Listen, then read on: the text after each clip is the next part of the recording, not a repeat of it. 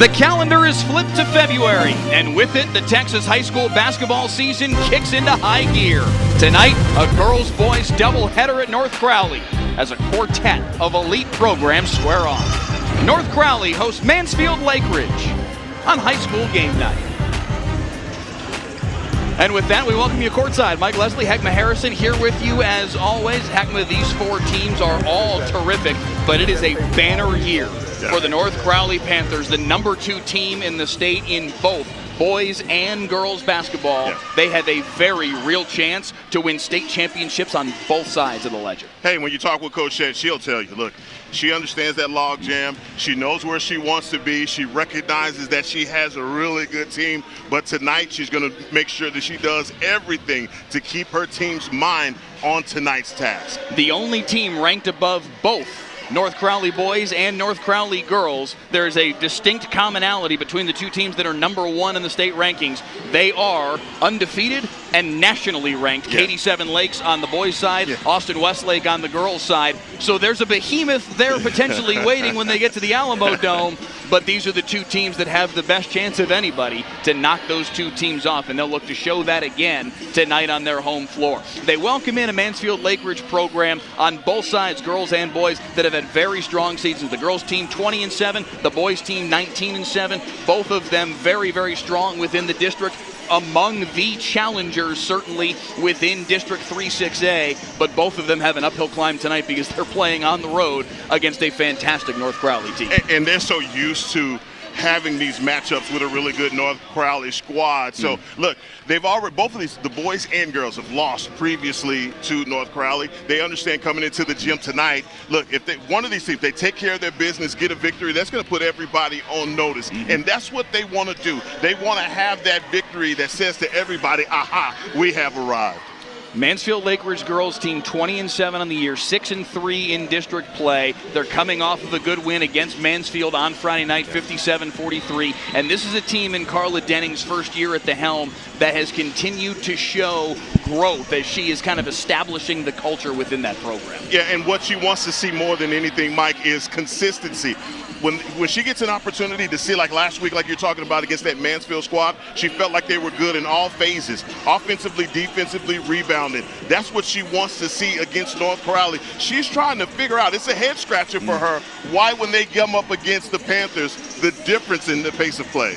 Let's get to our players to watch for tonight because there's two terrific talents on the floor. Jasmine Bailey is sensational. Maybe the single player that we see tonight, Heckma Harrison, that is the best odds that we all know who she is 5-6 years from now. 4-star, Team USA, U17 team participant, and then Jamari Milton on the other side. We'll get to Milton in a moment, but let's talk a little bit more about Jasmine Bailey. 14 a game. This young woman is sensational. You know, the guys always say, I'm him. Well, she's her, all right? And as a junior, she is sensational on the USA Under-17. She's already nationally recognized as the baller on the court. And that's the thing. For her playing with Lake Ridge, she's having to pull the weight with everybody else to try and overcome what's on the other side at North Crowley. If Lake Ridge has an opportunity to win tonight, it is going to be because of her sensational play. Meanwhile, Jamari Milton committed to Wichita State. This young woman is terrific in her own right and a sensational athlete. Yes, she is. And look, you have so many great players on the floor, but Jamari Milton is just one of those 5'7" dynamos. She does everything. When you're looking for a leader, someone to dive for those loose balls, it is Jamari Milton that does that, and the reason why the Shockers want her in Wichita. Her head coach, Lori Shedd, said earlier this week when we spoke with her on the phone that this is a young woman that sometimes they sit back and just go, Jamari does Jamari things. Because she's just the kind of athlete that everybody else goes, how on earth did she do that? Right. That's the kind of player we're talking about with this 5'7" senior Jamari Milton. She is on the precipice of history, by the way. 1,498 career points, her first bucket tonight. They will stop the game and celebrate her reaching the 1,500-point plateau. They said they're not going to do it after a free throw. They'll wait for a made bucket, but they're going to stop the game, call a timeout, and give Jamari Milton her flowers and some balloons to go with because she has had a tremendous career. And tonight's a night where almost assuredly she's not going scoreless. glass tonight. Yeah. Almost assuredly, she's going to hit a very, very monumental career milestone. Hey, what if she hits the first 2 points of the game? They have to call timeout immediately, and you're going to stop for that 1,498 point, for that 1,500 point. What a milestone for a great young lady and a great young student athlete who deserves to be celebrated. One other point I want to hit before we hit our first commercial break. We're going to come back with Tip here in just a matter of minutes. We talked with Lori Shedd earlier this week, and we were talking about the depth of her basketball team, and I wanted to know, how deep will y'all go? Will you go 8 deep, 9 deep, what have you? And the way that I phrased the question was just to say, how deep will y'all go? And her answer to that question was, we're going to the Alamo. Alamo. Because she was thinking about it completely in a team context in terms of how far they're going to go this season. There is nothing but confidence for Lori Shedd. We're going to the Alamo Dome. No, Coach, how many players will you go deep? We had a good laugh about that one. But yes, Lori Shedd, and for good reason, Heckma is super confident in her basketball team. I don't know if she understood the question, but she had the answer ready to go. Yeah, we go to the Alamo. There's just one mission on her mind, not the 8th or 9th player on her bench. She's like, we're going all the way. I love her energy. I mean, obviously, this is such a treat that we get to do, talking to these awesome coaches, and you understand why these programs are built so well. This because of coaches like Shedd.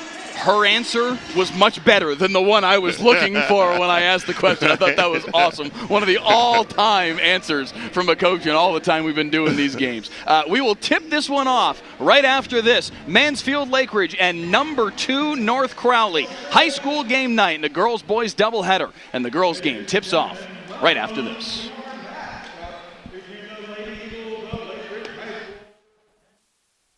Thanks for downloading the WFAA Plus app. The main page is a live stream of WFAA programming, and you can find on-demand stories as well. Just click a tab at the top of your screen and scroll down to find WFAA original programming.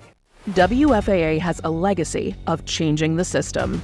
Most recently, we did a story on ankle monitors and how they don't work, and how criminals are committing crimes with ankle monitors. And yeah, there's legislative change coming. Our 2-year investigation caught the attention of state representatives. Now, it's a crime to cut off ankle monitors. I want people to see things that we need to hold people accountable for. North Texas, it's a hot one today. If you're planning on taking the pups out, make sure to protect their paws. That asphalt is going to be hot. Thanks, Delkin.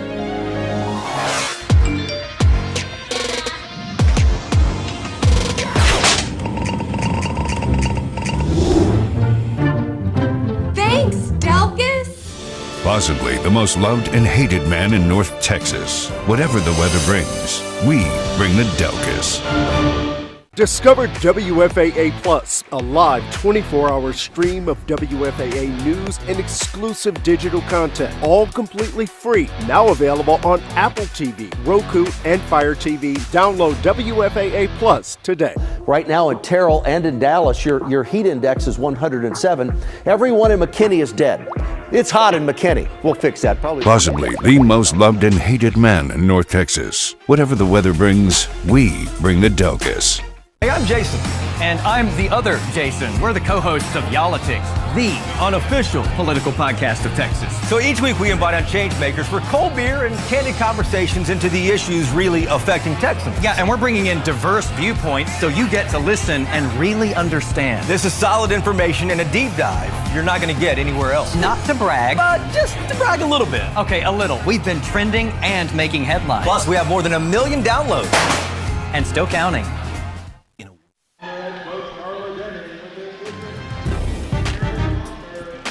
Back at Panther Fieldhouse in North Crowley. Mike Leslie, Heckma Harrison, ready for tip between the Lake Ridge Eagles and the North Crowley Panthers. Give you the starting lineups for this one. Mansfield Lake Ridge bringing Maddie Fryer, Jada Weaver, Jasmine Bailey, Dalia Wright, and Anira Peoples in the starting lineup. For North Crowley, the homestanding Panthers, Eden Johnson, Jamari Milton, Sakari Kinney, Mecca Crawford, and Sandy Cortez. Heckma, the addition of Dalia Wright to the Lake Ridge starting lineup, a difference from the last time these two teams played, and they're hopeful that in addition to just playing better than they did the first time around, will be enough to maybe come on the road and pull an upset on number 2 North Crowley. You know, I think it's the great unknown, and let's see if she can make a significant difference for them. I think if you're Lake Ridge, you'll take all hands on deck, and getting that production from Wright is much needed.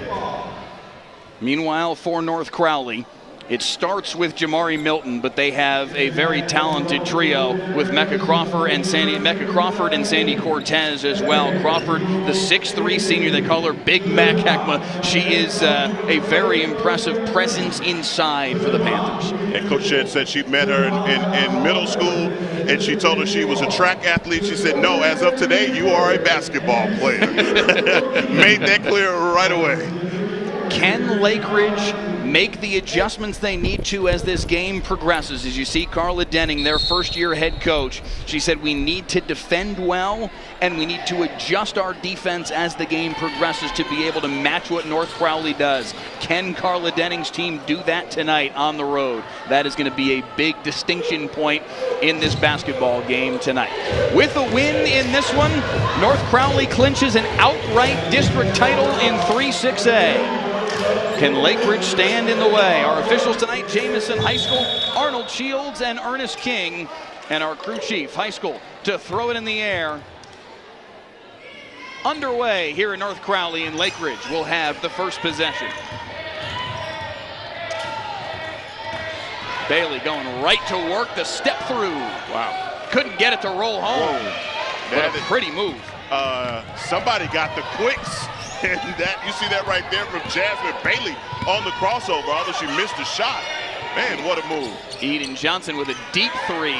Nice rebound on the weak side, ripped down by Delia Wright. I mentioned the young junior, 5'9", making her first start coming back off of a move-in from Mansfield Legacy. Took a while to get her in a position where she was eligible to play, but she's back now and able to be a part of the roster. Jada Weaver loses that one going inside, and here comes Jamari Milton in transition. Loose on the sideline. Lake Ridge basketball. Mansfield Lake Ridge, one of the top teams in District 3-6A. They've been state ranked at points during this season, Heckma. They are out of the rankings as of right now, but they're probably right on the precipice. If this were college basketball and there were an others receiving votes category, they'd probably be in that collection. That one's a throwaway by Delia Wright. And I think that fall started after the North Crowley loss, yes, basically. And so still a lot to play for here for them. They know that they've already made the playoffs. When we talked with Coach Danning, she specifically said, look, we're already in. We understand that. But look, they got to get better and better as this goes because of the competition that they're going to come up against. Nice move by Jamari Milton. And that's the first bucket of the game. And there is the stoppage. They will call a timeout. And there is the 1,500th career point for Jamari Milton, the senior Wichita State commit. They've got balloons for her. Heckman, they've got everything laid out to have a really special moment for this young woman, because that is now 1,500 career points for the senior Jamari Milton. What a great milestone, and to be celebrated like that. In the open, when I joked, what if she makes the first point? I obviously didn't know that would happen, but it did. That is incredible, and that is great to see from that young lady, getting her flowers in the game.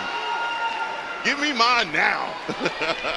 It took only a minute and 19 seconds, but Jamari Milton has her first bucket of the night, and now 1,500 career points. A special basketball that will go in the display case, some balloons to match, a picture with mom and dad, and really, really special moment for this young woman and her family. We talk about it all the time. Players who score 1,000 points, that's a tremendous career. 1,500, completely different level. And I'm sure for Jamari, she wanted to get that out of the way. Let's go ahead and get this thing done, and now we can just ball for the rest of these quarters.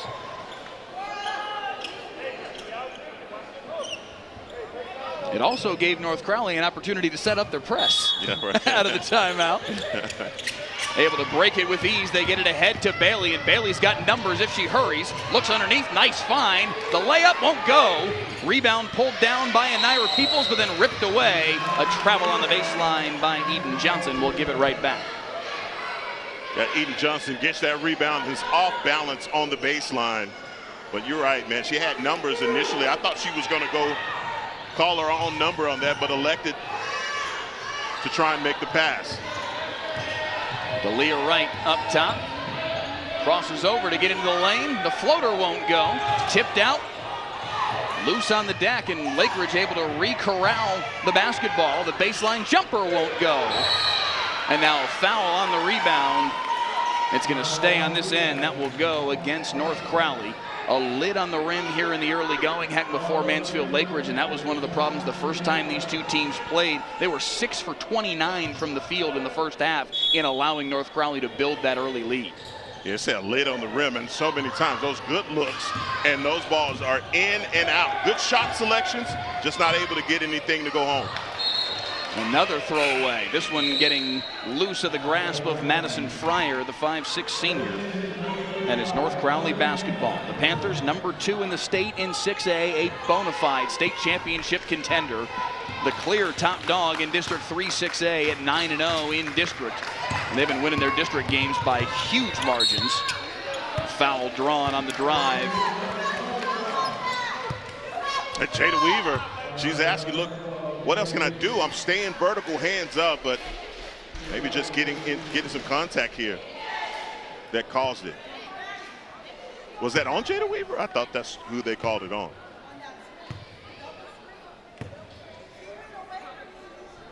Looks like it may have been. Yes, Jada Weaver's got her first foul of the day, and a 3-0 tally.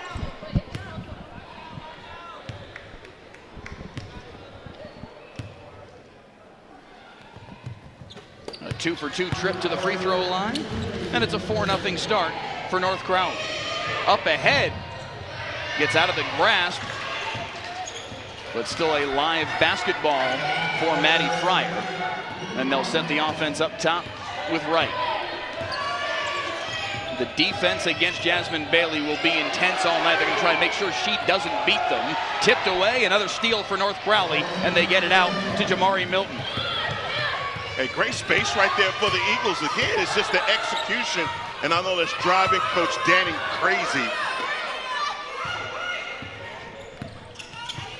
Three-pointer on the way, back iron, rebound pulled down by Eden Johnson, and a second crack at it here for the Panthers. Cross-court, London Campbell, the freshman, just into the game.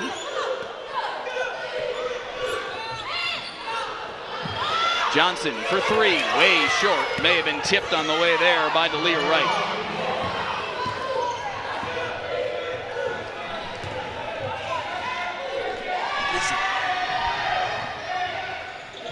Bailey. Three-pointer on the way off target from Jada Weaver. Rebound pulled down underneath by Mecca Crawford.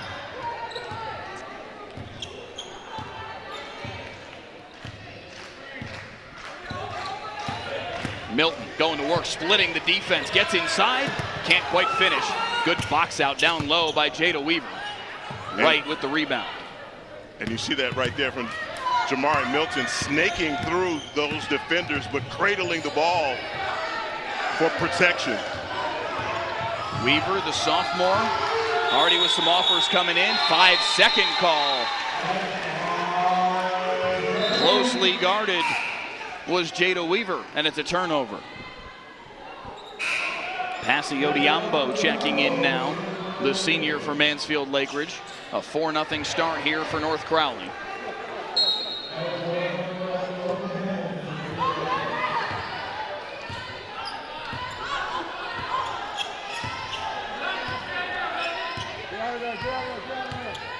Midway point of this opening period, a low-scoring start.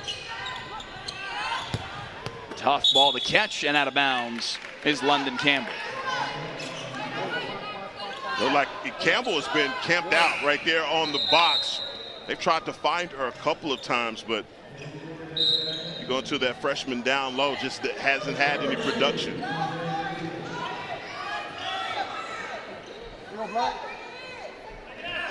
Somebody's got to take the ball out of bounds here for Lake Ridge. Now they get things squared away. It'll be D'Elia Wright. Played JV all season until just the last couple of games. That's going to be an offensive foul on Jasmine Bailey. First foul of the game for Bailey. Second team foul here in this opening quarter.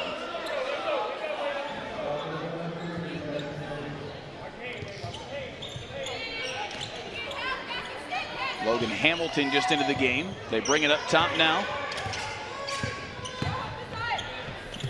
Tough finish inside and a 6-0 start for North Crowley. And now you got the press to go with that. So I tell you what, man, the Panthers are forcing the issue right now with the Eagles. They've got to find a way to get back in this game and stop shooting themselves in the foot offensively. And Naira Peoples in the corner, able to get it up top to Bailey. Bailey trying to find some space. Nice feed underneath, but a jump ball.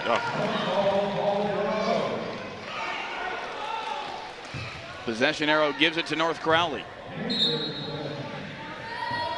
This great execution on defense. They are trapping. They've been able to hold Lake Ridge scoreless here through the first almost 5 minutes of this basketball game. Nice move underneath, the step through over her left shoulder. The finish won't go. Couple of rebounds underneath. The putback is up and in, and it's an 8-0 start for North Crowley. Sukari Kinney able to finish, and it's a dream start, Heckma, for the Panthers. Yes, it is. And I'll tell you what, you see, you got Big Mech under there and Sakari Kinney, both of them battling for rebounds, but finding a way to get the putback. I love the way that they have started this game.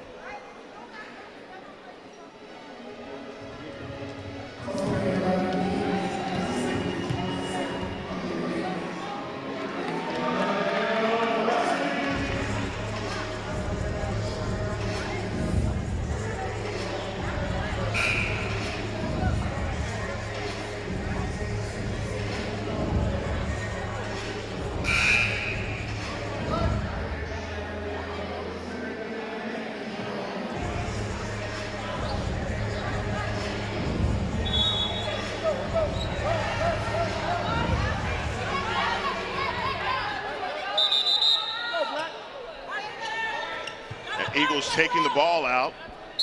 And Jada Weaver trying to help this Eagle squad break this press, which has been so difficult. Can they find a basket here in the first period? It has been difficult for them offensively. Three-pointer on the way straight away, rattles off, rebound pulled down by Jasmine Bailey, and she'll look to run. Couple of number changes that we'll update you on here in just a second as Bailey tries to do it all herself, couldn't quite finish, and it's still an 8-0 tally. Under 3 to play here. That one gets loose of the grasp. So a couple of number changes for North Crowley. Sandy Cortez, instead of in number 24, is in number 15. Sakari Kinney, who's usually in number 15, is in number 3. And then Kennedy Davis, that usually wears number 12, is in 33. I believe, Heckma, that is it. But the roster that we had, it's not the roster they're using tonight. So we had to clean a couple things up there real quick during that timeout.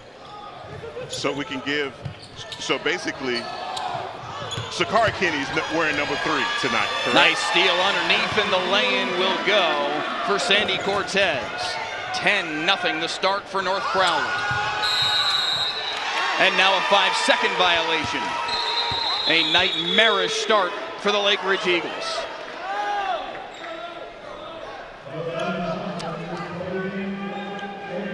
Another look here at Bailey trying to make something happen, but just surrounded by defenders.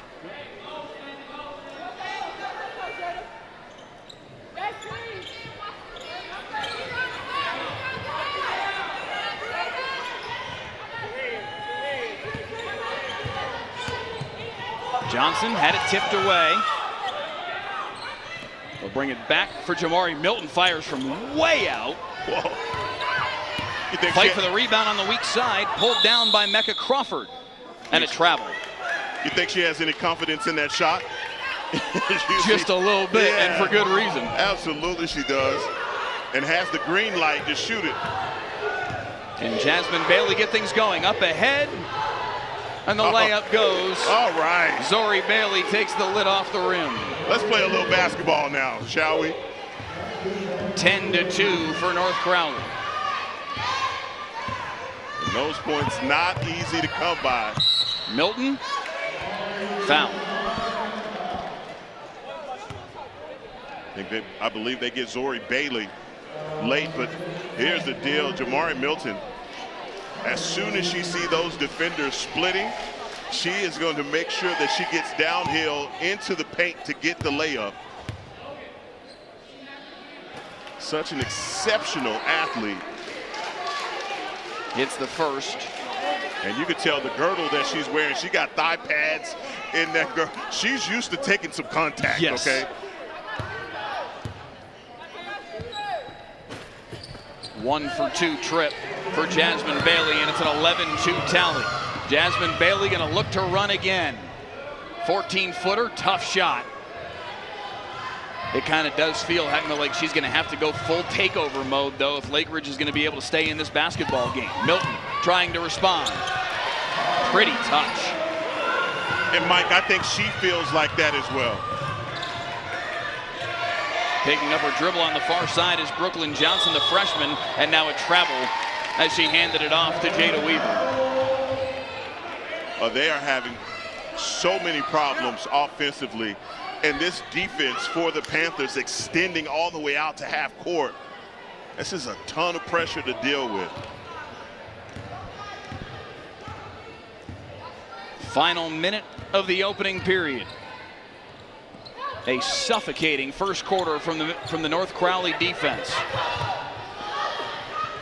Skip pass over the top. Logan Hamilton's three. No, the rebound, the putback won't go. Another chance at it here inside. And a foul drawn. And Mecca Crawford, she gathers herself after the first miss and rebound. It's a smart thing to do from the big down low. As you see this entire sequence, ball rattles off. Mecca Crawford right underneath to get the rebound. But again, gathering herself and then getting the points and one. Bucket and the foul, a chance for a three-point play to close out this first quarter. Precisely not what Carla Denning wanted to start this basketball game. 16-2, North Crowley. Now another steal. Jump ball will be the call, I believe. The possession arrow will keep it with Lake Ridge. I mean, they're just having a hard time in transition. And I don't see Coach Shedd easing up on this trap until they find a way to beat it. This press, they're going to see it this entire game. Couple of screens to get Brooklyn Johnson loose. The freshman tried to cross over. A foul called on North Crowley with 22.3. And one of the things that we talk with Coach Denning about is their communication. And she said, could you guys please help me figure out how to get these teenagers to communicate with one another. And right now, you're having a communication breakdown. Final 20 seconds of the opening period. Can Lake Ridge find some momentum going into the quarter break? The handoff for Johnson. 16-footer, may have been tipped on the way there. Bailey able to save it back in bounds, but right to North Crowley. Hamilton with 6. Gives it up. Bailey's got the steal. Bailey with a quick look at the clock, and she lays it in. She's got her first bucket of the quarter. And Mansfield Lake Ridge finds points before the end of one. But it is a 16-4 start for North Crowley tonight on their home floor. The number 2 team in the state, looking like it in every way possible through 8 minutes here on High School Game Night.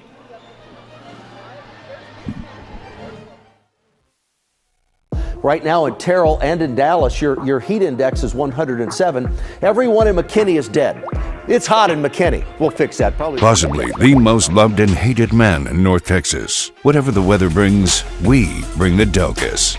Hey, I'm Jason, And I'm the other Jason. We're the co-hosts of Y'all-itics, the unofficial political podcast of Texas. So each week we invite on change makers for cold beer and candid conversations into the issues really affecting Texans. Yeah, and we're bringing in diverse viewpoints so you get to listen and really understand. This is solid information and a deep dive you're not going to get anywhere else. Not to brag, But just to brag a little bit. okay, a little. We've been trending and making headlines. Plus, we have more than 1 million downloads. And still counting.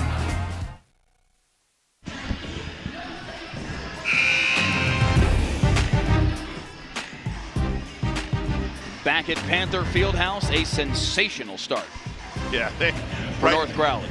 Hey, Mike, the Panthers are guarding the yard right now, boy, and they are just, I'm choking them out defensively right now. Carla Denning's team, she knew her team was going to have to defend really well tonight if they were going to be able to make something happen. The defense really wasn't that bad in the first quarter.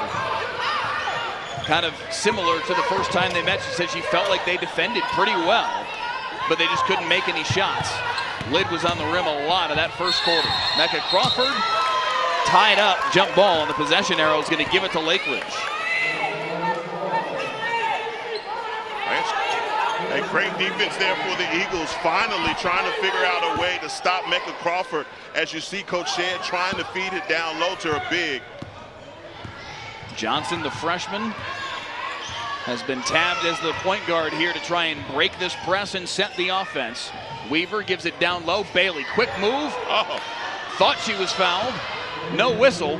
Holding her nose as she runs back down the floor. She'll come up ahead of the pack again with it. The pass ahead to Bailey. Zori Bailey short arm the layup. Rebound pulled down by Weaver. Out of bounds, and it will stay on this end.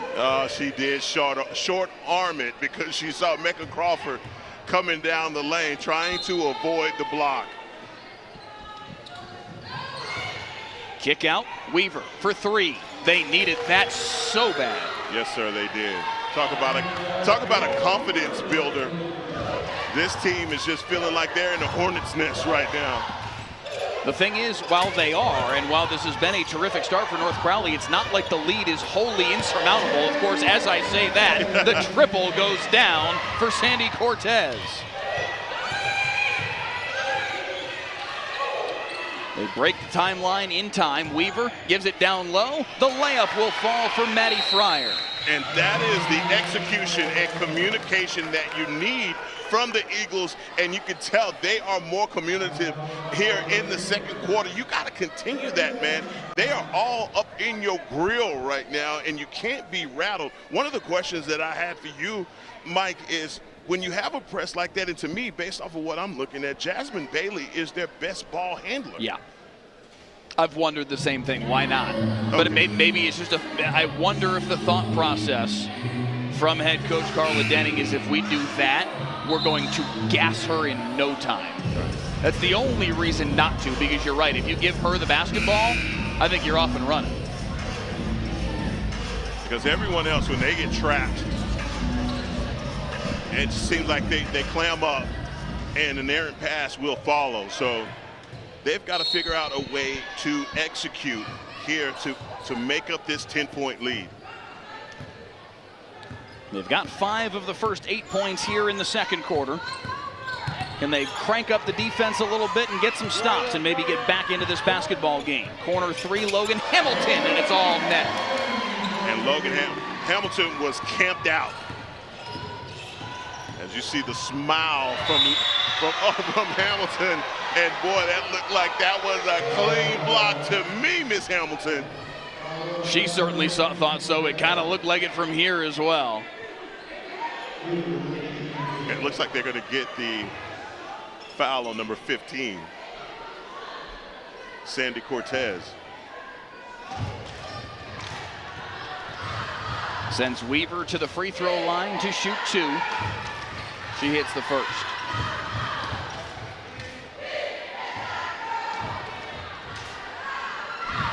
Weaver, just a sophomore, but already starting to develop that recruiting buzz. They really like the way that she plays. Hits a couple, 22-11. There you go. I like that A little bit of return fire right there from Coach Denning. Bit of the chess match going on right now as they have a pull out a press of their own. Zori Bailey called for the foul. That is her second on the sophomore. No relation to Jasmine. Yes, that was a surprising development when we spoke with Coach earlier this week. Hamilton drives baseline. Offensive foul is the call. Don't see that too often. Just banging down low. An offensive foul called on the baseline. That's an interesting call. And that's the second foul of the night on Logan Hamilton, the junior. This is a full court press. Quickly back to Brooklyn Johnson went Jasmine Bailey with the basketball, and they're able to break the press. 3 on the way. Tipped around. Saved by Mecca Crawford. Nice play by the senior. Great save. Point guard has to get over there to bail her out, and it's Jamari Milton as the Eagles get back to their zone look. Always dangerous when you save under your own hoop, but Crawford had the vision to see that she had somewhere to go with the basketball. Now she rips down the offensive board.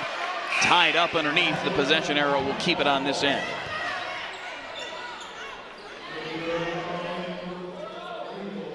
(22-11) our tally here in the early going. Appreciate you joining us here on WFAA Plus, WFAA.com, and the WFAA YouTube channel. If you're watching on YouTube, let us know in the live chat where you're watching from tonight.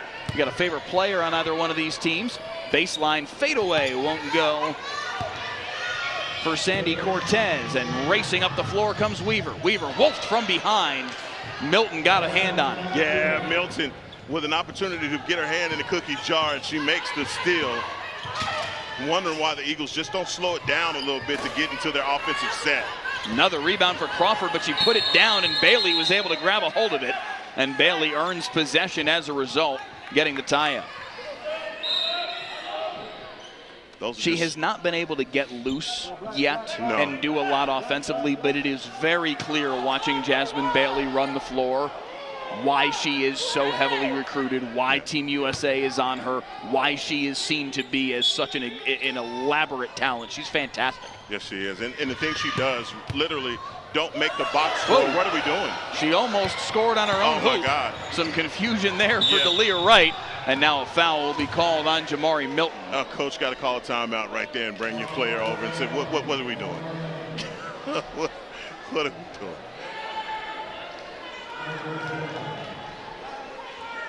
D'Elia Wright. Glad she missed. Yes, that's the best missed field goal that Lake Ridge has had tonight. You don't see that very often, but they're able to get away with it. Up top for Bailey, dancing with her defender. The three-pointer may have been tipped on the way there. Good defense by Sakari Kinney. Now a turnover, though, will give it back to Lake Ridge. Sakari Kinney, just a freshman, terrific athlete. They call her Clamps. She's going to be in Jasmine Bailey's hip pocket all night long. Hard to be there, but as often as anyone can be there, Kinney's going to be. I mean, she is a shadow right now on Bailey. That one's blocked. Good help defense from Sandy Cortez, and here come the Panthers again. Milton, transition three. Oh, wait. Hey, now that's so pretty. She doesn't let the ball touch the floor. She's ready to shoot right away. And a little bit of frustration right there by Jasmine Bailey. Her and Clamps, they've been going at it. And I'm telling you, you got this freshman, Sakari Kinney, that is in her hip pocket right now.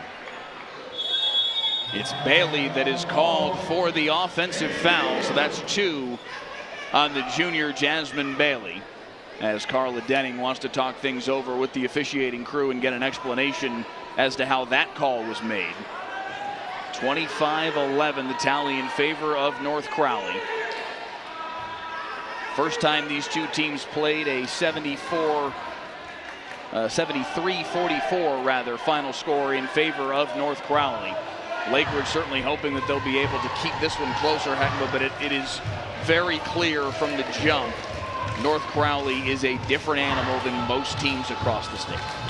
And I think when you have players that are so unselfish, and that's what I'm seeing right now from the Panthers, you know, Sakari Kinney, just a freshman, but you can see how bright her star is going to be here at North Crowley.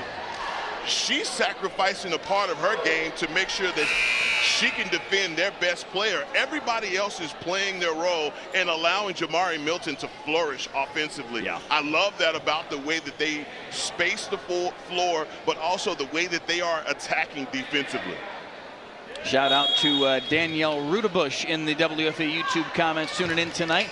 Apophis 42597 says he's watching from Mesquite tonight.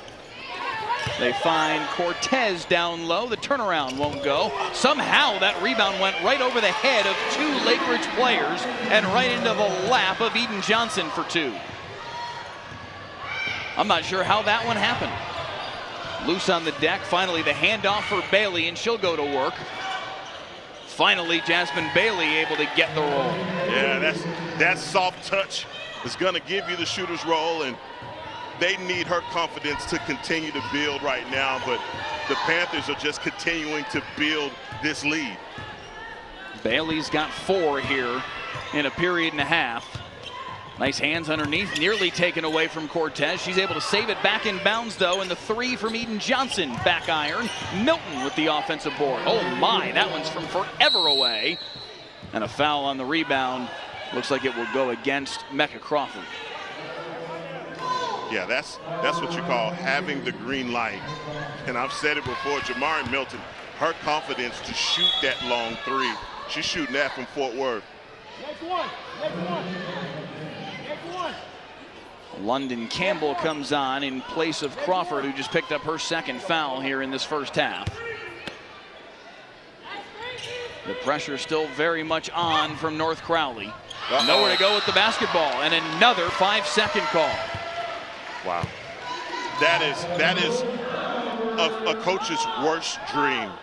Not realizing, look, we just talked about the communication, but lack of movement by your team to help break that press. Another triple try from Milton. Yes, indeed. Jamari Milton's got 11.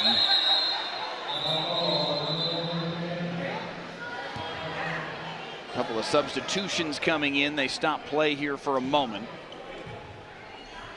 And a foul there in the midcourt as well is going to send Mansfield Lake Ridge to the free throw line. Jada Weaver will shoot, as that is the 5th team foul of this second period.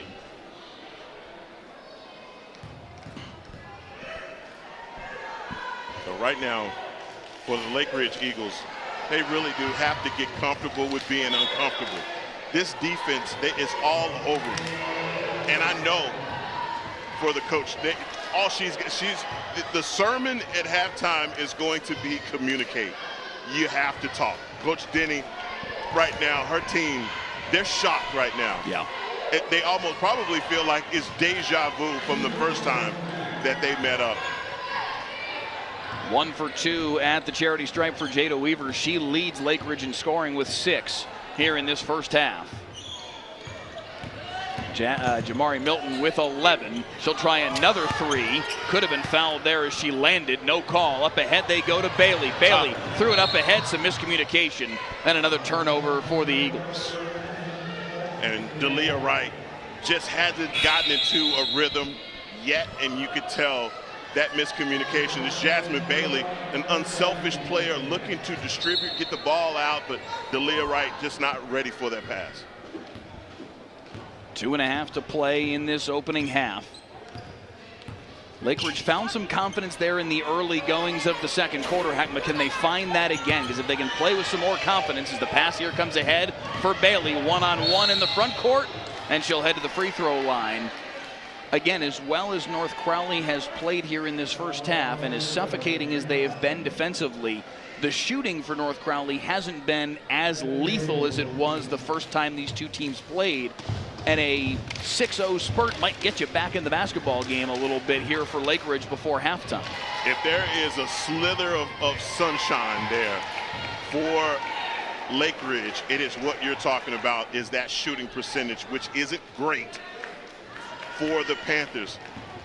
They're just getting it through sheer numbers and opportunities to get shots up on offense. And if you had any questions about Jasmine Bailey's ability with the basketball in her hand, those 2 free throws were absolutely perfect. Quiet. Yes, that's the perfect word for it. She is a tremendous talent. Kick out from Eden Johnson. Somehow Cortez able to catch that one, but then threw it away, trying to find Sakari Kinney. And so offensively, if it's not Jamari Milton shooting a 3, they are trying to get it down low and work their offense inside out. Running the floor, but the layup wouldn't go for Anira Peoples. Under 2 minutes in the first half. Milton, inside out dribble, draws the contact, no shot. Foul was on the floor. And it will be a baseline inbound, as that is just the 3rd foul of the period. She is so difficult to deal with. Went over 1,500 points in her career earlier tonight with the first basket of the game. Nice job to get loose again, and what a finish. My God. Woo-hoo-hoo. She's got 13 now on the night. With the left hand and the spin, unbelievable. Tipped out of bounds, it will stay here. One more look at this from Jamari Milton. Left hand, I mean the crossover coming right back at you. Oh man, off the window with the kiss. A little lipstick is up there now, man. That's how you do it. Wichita State's got a good one coming in Jamari Milton. That was unbelievable. I like it. 13 in the first half for the 5'7" senior, and it's a 32-16 basketball game.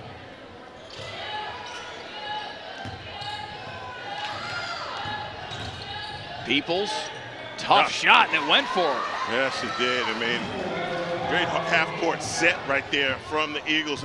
I want to see if Coach Denning tries to slow this pace down a little bit going into the second half.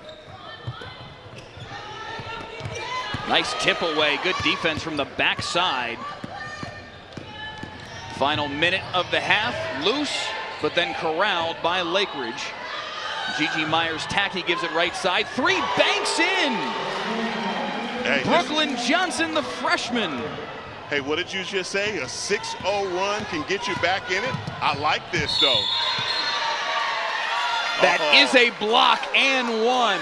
Oh, she's so, look. Wow. What'd you say in the open? Jamari just doing Jamari type things. Yeah. Now 15 on the night. Big bucket to answer the triple from Brooklyn Johnson that had cut the lead to 11 for a moment.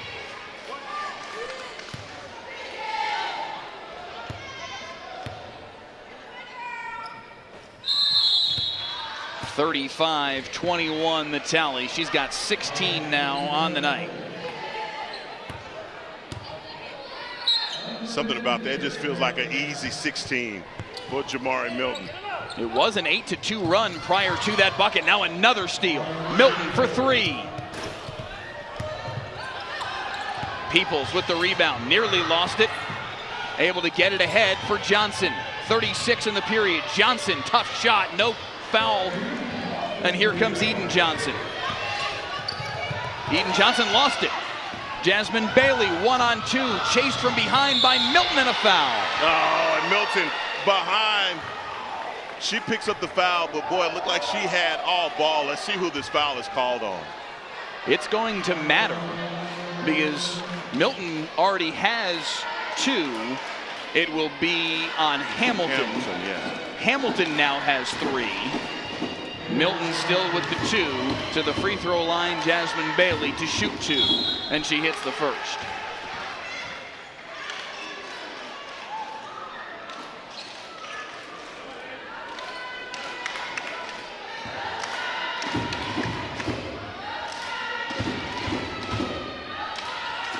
A 2-for-2 trip. 12-point game, 20 seconds left in the first half. They will keep Jamari Milton on the floor with those 2 fouls. Guarded by Johnson, the freshman, down to 8. Milton dancing with her at the top of the key. The 16-footer way long. Rebound, tipped, loose, and time's going to expire before anybody can get a shot off. And the first half comes to a close, 35-23, the tally after two. Hagma Harrison, the story of the first half is certainly Jamari Milton. Yes, it is, and it's been so tough having Jamari Milton not only defensively taking possessions away from Lake Ridge, but also her getting downhill in a hurry and making life just entirely difficult for them. They've got to find an answer for her. And look, when they stop her, they have other players that can get into the scoring column as well. We've already seen where Sandy Cortez is having herself a pretty good first half down low as well. So look, man, hey, with 2 quarters left, Coach Denny right now is in that locker room trying to find everything that she possibly can to get some juice into her team, because they are lifeless in that first half. I do wonder, because we saw a shot of life late in that second quarter where they were able to get back closer in this basketball game. They're still down a dozen. However, they went on an 8-2 run to turn a 30-13 deficit into what was at one point a 32-21 game, and they've now peeled even closer than that with a couple of free throws just there before halftime. There is a window of opportunity if they can start the third quarter strong. If they can get this back into single digits, if they can get down, if they can get in a position where, hey, it's a 6 or 7 point game, the swell of confidence that may come from that is really what I got to imagine Carla Denning's going to try and create for her basketball team. And those runs have been few and far in between that we've seen. And when they did go on that, I believe, 8-2 or 6-2 run that they went on, what happened? Jamari Milton said, okay, enough of this. She gets downhill, she gets the foul and one and to the line, right? So, look, it's, for me, I just feel like they've got to find a way to break this press, which has been a nightmare for them. I like what you said about Jasmine Bailey. To me, she's the best ball handler on the floor for the Eagles. But if you make her bring the ball up each and every time, she's going to be gassed by the time we get to the fourth quarter. But, hey, you don't have but 2 quarters to get this thing on. School's tomorrow no matter what. So be gassed. You're going to be gassed in chemistry class. So let's try and pull this one out. Jamari Milton with 16 in the first half, including 11 of their last 13 points before halftime. And it is a 35-23 lead for number 2 North Crowley at halftime. One more look at Jamari Milton going to work with the left hand, leading the number 2 Panthers to a 12-point lead at the break on High School Game Night.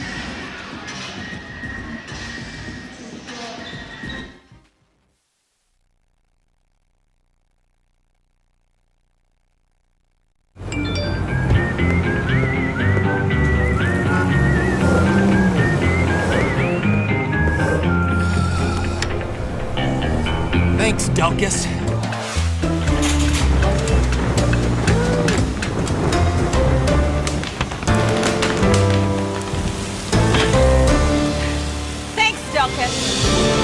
Possibly the most loved and hated man in North Texas. Whatever the weather brings, we bring the Delkus.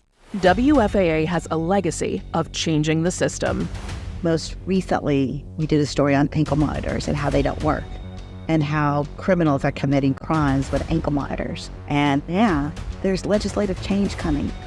Our 2-year investigation caught the attention of state representatives. Now, it's a crime to cut off ankle monitors. I want people to see things that we need to hold people accountable for.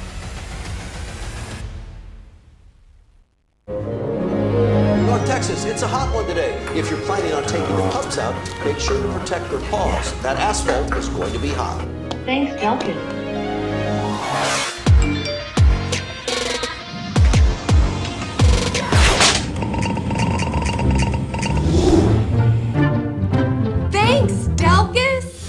Possibly the most loved and hated man in North Texas. Whatever the weather brings, we bring the Delkus. Discover WFAA Plus, a live 24-hour stream of WFAA news and exclusive digital content, all completely free. Now available on Apple TV, Roku, and Fire TV. Download WFAA Plus today. Right now in Terrell and in Dallas, your heat index is 107. Everyone in McKinney is dead. It's hot in McKinney. We'll fix that. Possibly the most loved and hated man in North Texas. Whatever the weather brings, we bring the Delkus. Hey, I'm Jason. And I'm the other Jason. We're the co-hosts of Y'all-itics, the unofficial political podcast of Texas. So each week we invite on change makers for cold beer and candid conversations into the issues really affecting Texans. Yeah, and we're bringing in diverse viewpoints so you get to listen and really understand. This is solid information and a deep dive you're not going to get anywhere else. Not to brag, Just to brag a little bit. okay, a little. We've been trending and making headlines. Plus, we have more than 1 million downloads. And still counting. In a world filled with motion, we are the constant. Filled with storms, we are the calm. Filled with uncertainty, we are reassurance. We bring the truth. We bring hope, conviction, a legacy of grit, determination, honesty, and relevant reporting that doesn't just inform, but inspires. We are WFAA. Thanks for downloading the WFAA Plus app. The main page is a live stream of WFAA programming, and you can find on-demand stories as well. Just click a tab at the top of your screen and scroll down to find WFAA original programming.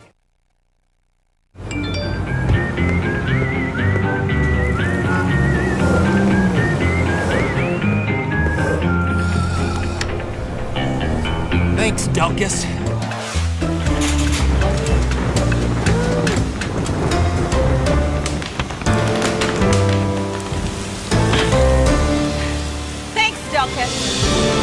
Possibly the most loved and hated man in North Texas. Whatever the weather brings, we bring the Delkus. WFAA has a legacy of changing the system. Most recently, we did a story on ankle monitors and how they don't work, and how criminals are committing crimes with ankle monitors. And yeah, there's legislative change coming. Our 2-year investigation caught the attention of state representatives. Now, it's a crime to cut off ankle monitors. I want people to see things that we need to hold people accountable for. North Texas, it's a hot one today. If you're planning on taking the pups out, make sure to protect their paws. That asphalt is going to be hot. Thanks, Delkus.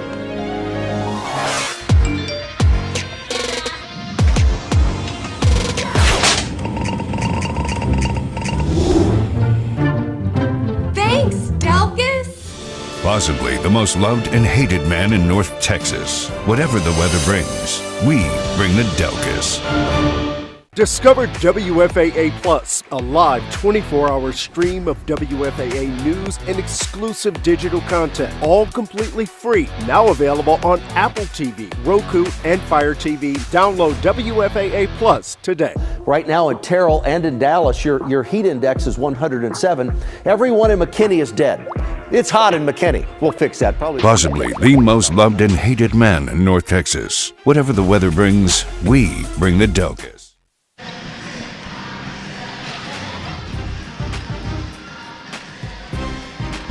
Back at Panther Fieldhouse, 35-23, the lead for the number 2 North Crowley Panthers.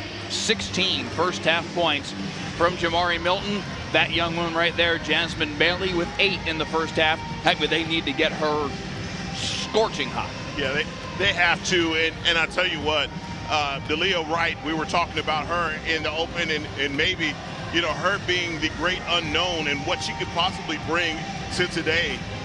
They need her also to get it going. I think initially, maybe you saw a little bit of nerves there to begin the game. Yeah. She got to work through. She got to work through that and make some plays for the Eagles. They need it.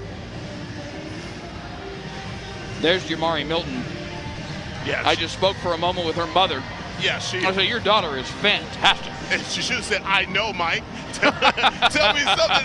No. But no, man, this is, you know, when you got a player like that that makes the first bucket of the game and everyone, they call timeout immediately to celebrate 1,500 points. That's everything that you need to know about how impeccable and how great of a player she has been. Man, that is fantastic, and a player that Coach Shedd can't say enough great things about. In your mind, key number 1 for Mansfield Lake Ridge if they're going to make a run here and get back into this game. They got to return fire defensively and get some stops. They've got to make it life unbearable for Jamari Milton. Right now, Jasmine Bailey is having to deal with Sakara Kinney and the defense that she's playing. Look, they got to return fire. They got to find their best defensive player and put her on Jamari Milton because she's having it her way right now, and her confidence isn't doing nothing but building as she's gone. Hey, she's going to take a shot from half court at some point in this game because of the confidence that she has in her shot.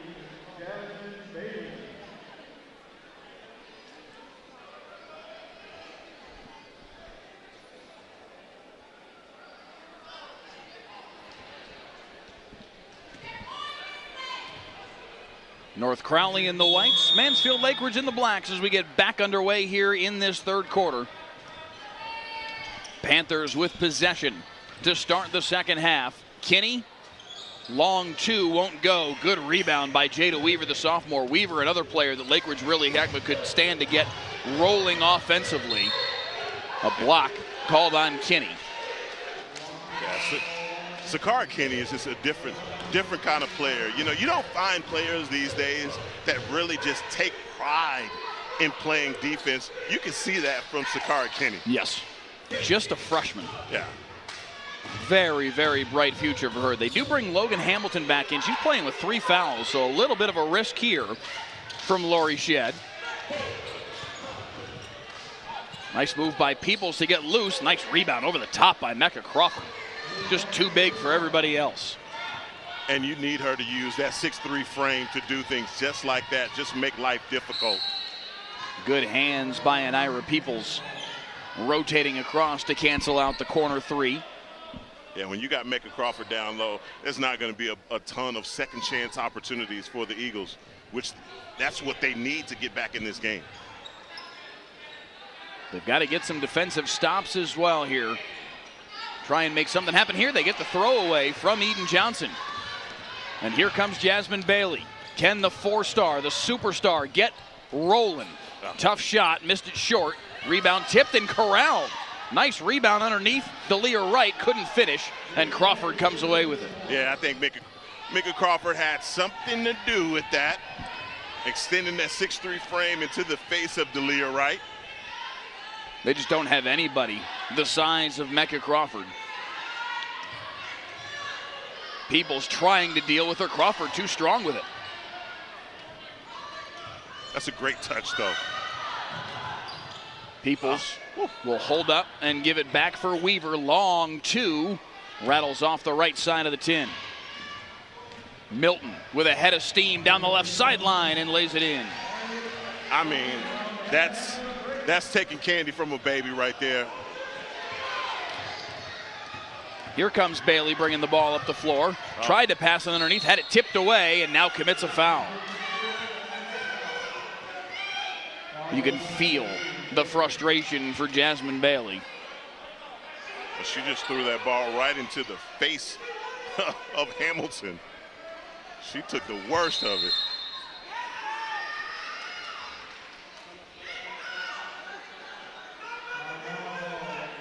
Only 2 points so far in the opening almost 2 minutes worth of action. Extending the lead from 12 to 14 here for North Crowley. First of 2 here on high school game night. The boys' half of the doubleheader coming up after this one, scheduled for an 8 o'clock start. Will likely be a bit later than that, 7:27 currently. Maybe 8:15 is a more reasonable expectation for that game to get rolling. But shortly after this one wraps, we'll bring you that one as well. It will all be one contiguous broadcast here on WFAA Plus and the WFAA, YouTube channel. So you can stick right with us here. We'll take a break, step aside for just a couple of minutes, a quick commercial break, and we'll come back and tee up the boys' game for you after this one wraps up. They call it a bathroom break.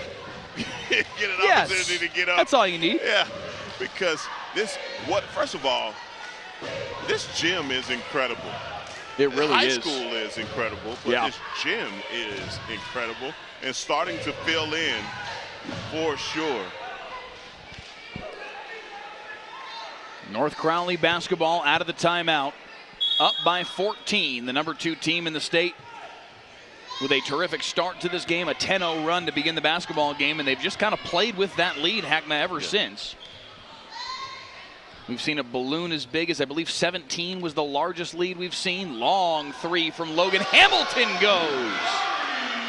My word, Logan Hamilton makes it a 17-point game. And she looks at Jasmine Bailey and says, that's for hitting me in the face with the ball. Take that three with you. Now a turnover again from Lake Ridge and a foul immediately following. And Logan Hamilton burying the triple. It's her only points of the game. And I would think that the pace of play would favor. She's going to try it again. The Eagles. Nice rebound by Mecca Crawford. Using her length. The drop step, and she scores. Now a travel. Boy. The pressure from North Crowley getting to Mansfield Lake Ridge all night long. And you can just see the frustration on the face of these players. Good hands.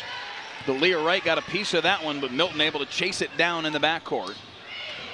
Milton draws another foul. At least make it tough for her. And you saw right there the screen waiting as soon as Milton crosses half court.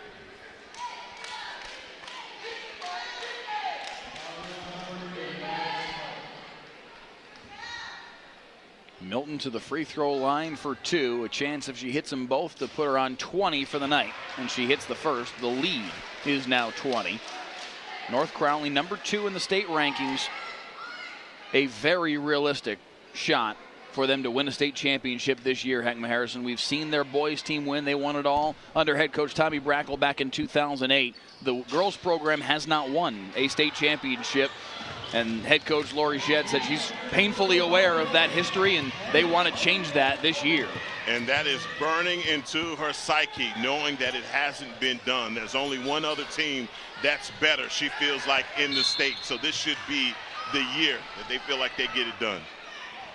Austin Westlake likely to be there waiting when they get to the Alamo Dome.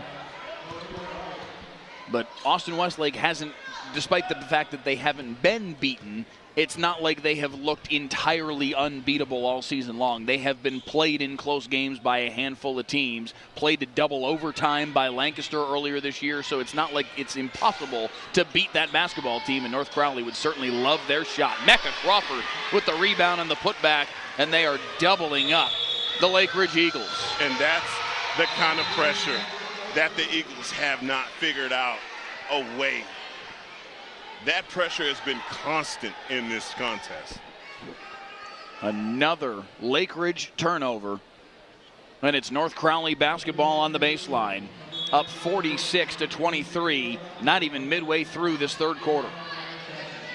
The lead was only a dozen at halftime. Nice look underneath in the layup for Sandy Cortez.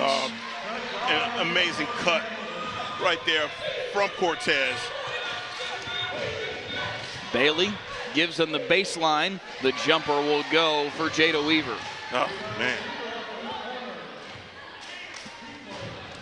The first quarter and the third quarter starting remarkably similar. That would have been sensational if Jamari Milton finished that one.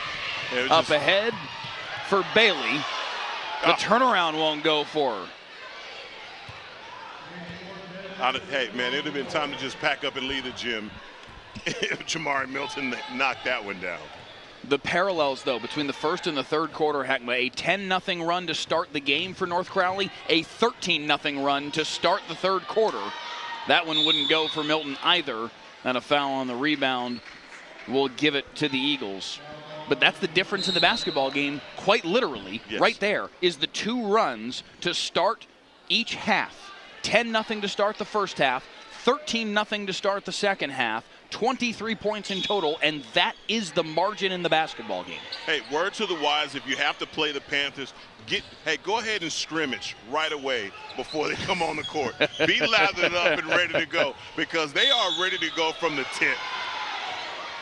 And there's another foul right there on Jamari Milton. That is her third. Lori Shedd couldn't believe the call. Neither can several of her assistants. Lake Ridge will inbound it to Zori Bailey. Does Lake Ridge have another run in them to try and cut into this lead? You know, such a cliche. One shot at a time. You know, well, how else do they do it? You know, but you got to do it. Nearly a travel. Somehow she was able to keep her pivot foot, but she threw it away. Milton tipped it to Cortez, and now Milton has it back with the Euro step. No, Crawford with the rebound and the putback. I mean, she has a Euro step in her arsenal, too. An unbelievable player. Another ball out of bounds. I think we're going to stay on this end. But this is the lineup right here for Coach Shedd that you have to guard everyone on the floor. I know you were talking about number 11, Logan Hamilton. That was her first points with that three-pointer. But she has the ability to fill it up as well.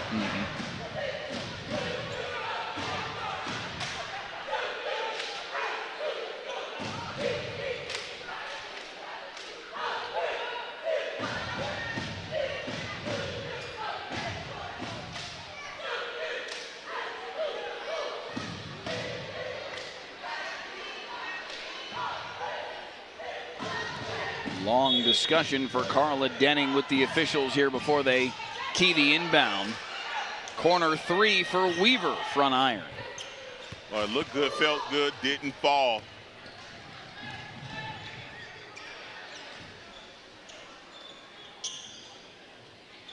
Cortez gives it down low for Crawford, trying to use that size advantage. This time put it over the top. Quick baseball pass up ahead. Bailey trying to go one-on-one. Handed it off, and it bounces off the knee of her teammate Gigi Myers-Tacky and out of bounds. And I love one of the things about Jasmine Bailey, you know how exceptional she is as a ball handler, but also shot selection as well. She's trying to distribute the rock, get other players involved. And sometimes you just got to put your head down and just put this offense on yourself. Another turnover. Lake Ridge able to come away with it. Bailey gets it back. Jasmine Bailey trying to tell Zori Bailey shoot the three. Weaver will shoot the three.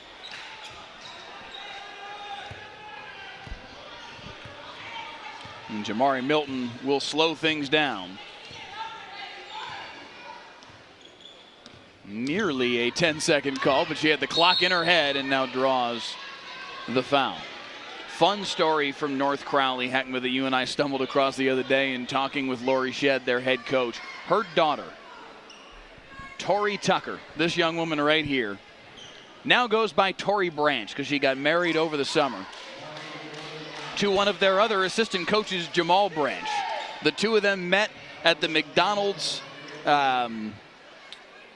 Invitational, thank you, down in Houston a couple of years ago. Very quickly fell in love. At the time, Jamal Branch was coaching as an assistant for Atascocita, but I loved this line from Lori Shedd. She said when he figured out that she was the one, he moved up here to DFW, took a job initially at Grace Prep, now has taken a job here on the North Crowley staff, and they have since gotten married just this past offseason, and now they're coaching together under Tori's mother, Lori Shedd, here at North Crowley. No, you got to, hey. I was gonna let you tell that part of the story. Because so basically I told Coach Shedd, I said, look, we're looking for Love and Basketball Part 2. We can go ahead and start writing the script now, and I want my percentage because I gave you the idea. Heckma wants a cut, man. I want in. But what a great story. And I tell you what, Coach Branch, he knew what he wanted, and that man packed up and left. Houston, Texas. You know what, man? When you know, you know. And it's time to go. Yes, sir. Jada Weaver able to get across the timeline here, guarded by Kinney. Handoff.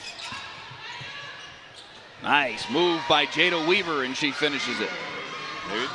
Jada Weaver is that player for you that's going to just try and give it all that she has with this lead just ballooning the way that it is for the Panthers. This Lake Ridge team a year from now, with Jada Weaver a year older as a junior, with Jasmine Bailey a year older as a senior, is going to be a problem. Oh, they're going to be really good. Nice rebound underneath again. This time London Campbell, the freshman, draws the foul.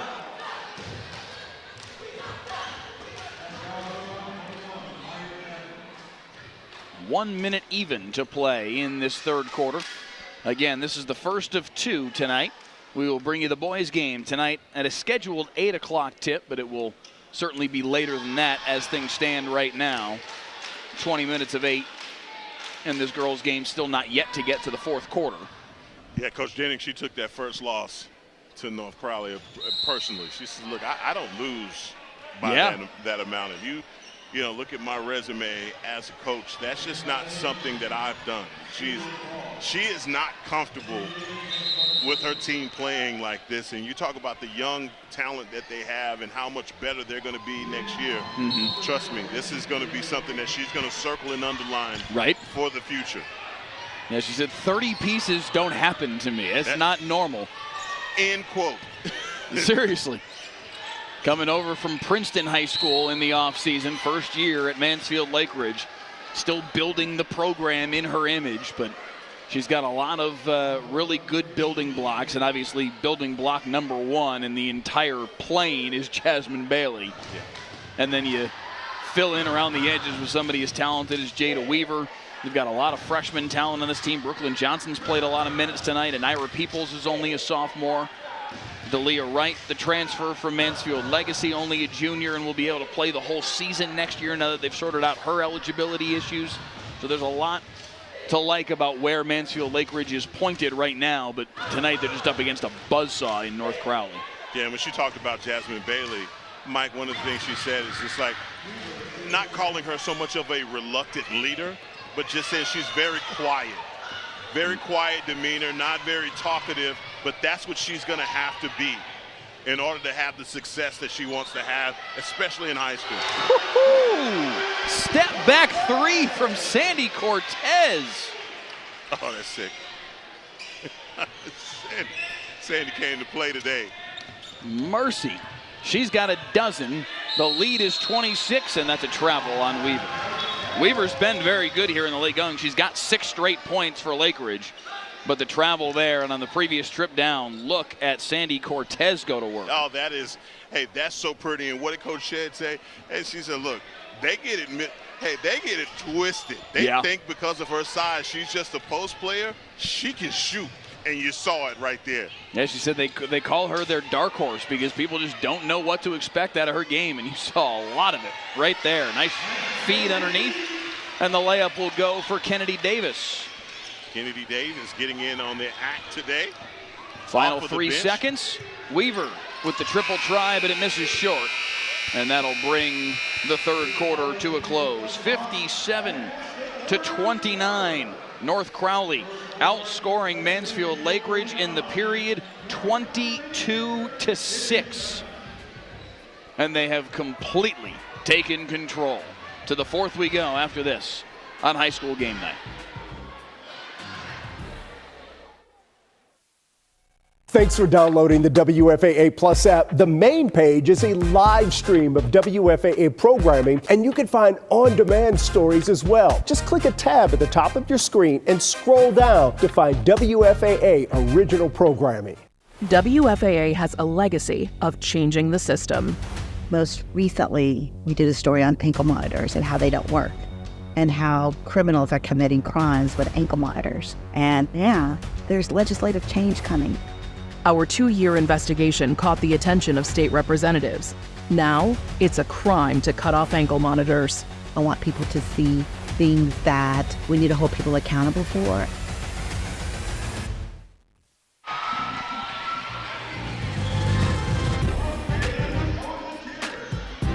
Back at Panther Fieldhouse. High School Game Night here on WFAA Plus. North Crowley with a 57-29 lead as we start the fourth. 22-6 was the tally in the third quarter. All North Crowley, all 6 points came from Jada Weaver for Mansfield Lake Ridge, and quickly another turnover. Here comes Kinney, the freshman. Missed the layup. Crawford battling for the rebound. Finally coming out of the pile with it, though, is Bailey, and Jasmine Bailey will lay it in. And that's a makeup for that errant pass and turnover just a second ago from Bailey. They're going to need more of that here with seven minutes still left here in this ball game. Sandy Cortez misses the three.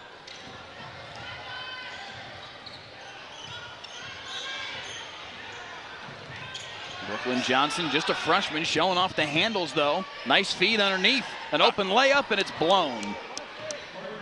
Passy Odiambo, too strong with it. Sometimes you're just too wide open, and Odiambo right there had an opportunity to put that one in. It's a great pass, though, from the freshman. Jamari Milton draws the foul. Milton with 21 on the night. We talked about it earlier. Broke through the 1,500-point barrier earlier this evening with her first points of the night. Now up to 15-19 in her career. And counting as she continues through what has been a terrific senior season and a monster career. That one, a little heat check, and it was off target. Is it 20 in the first half for Jamari Hamilton? 18, if memory serves. 16 had the first bucket of the third quarter to put her on 18, and then had the and one a little bit later on. Baseline drive up and under, no chance at that one for Anira Peoples. Really tough shot. Knocked out of bounds, last touched by Odiambo. 10 points now on the day for Jasmine Bailey. Bailey and Weaver leading the way for the Eagles. But not a whole lot of offensive help otherwise tonight. That has been one of the discussion points for Carla Denning and her assistant coaches. A nice move there from Eden Johnson adds to the lead.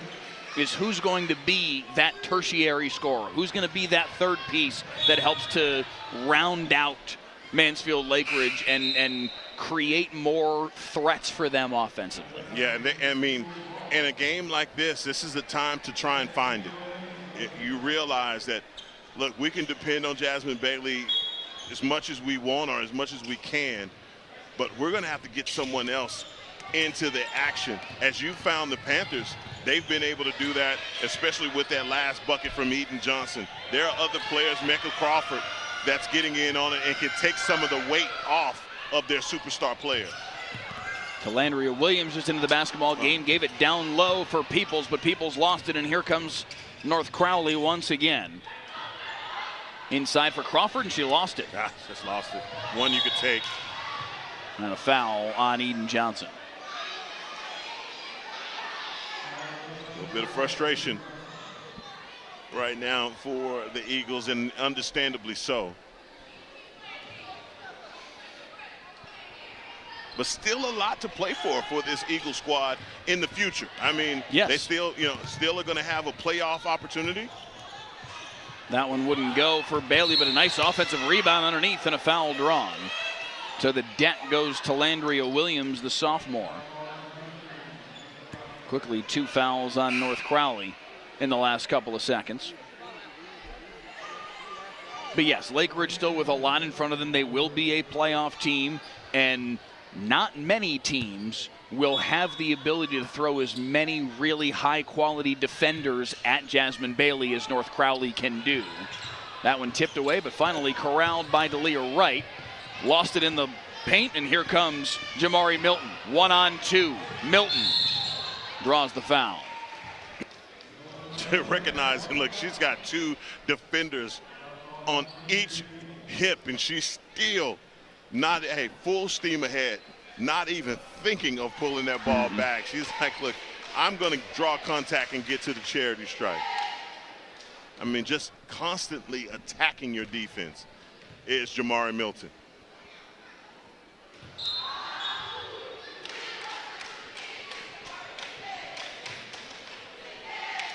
Milton now with 22, North Crowley up by 29. This is a team, and it was a point that Lori Shedd wanted to emphasize, Heckma, this team is about more than just what happens on these 94 feet.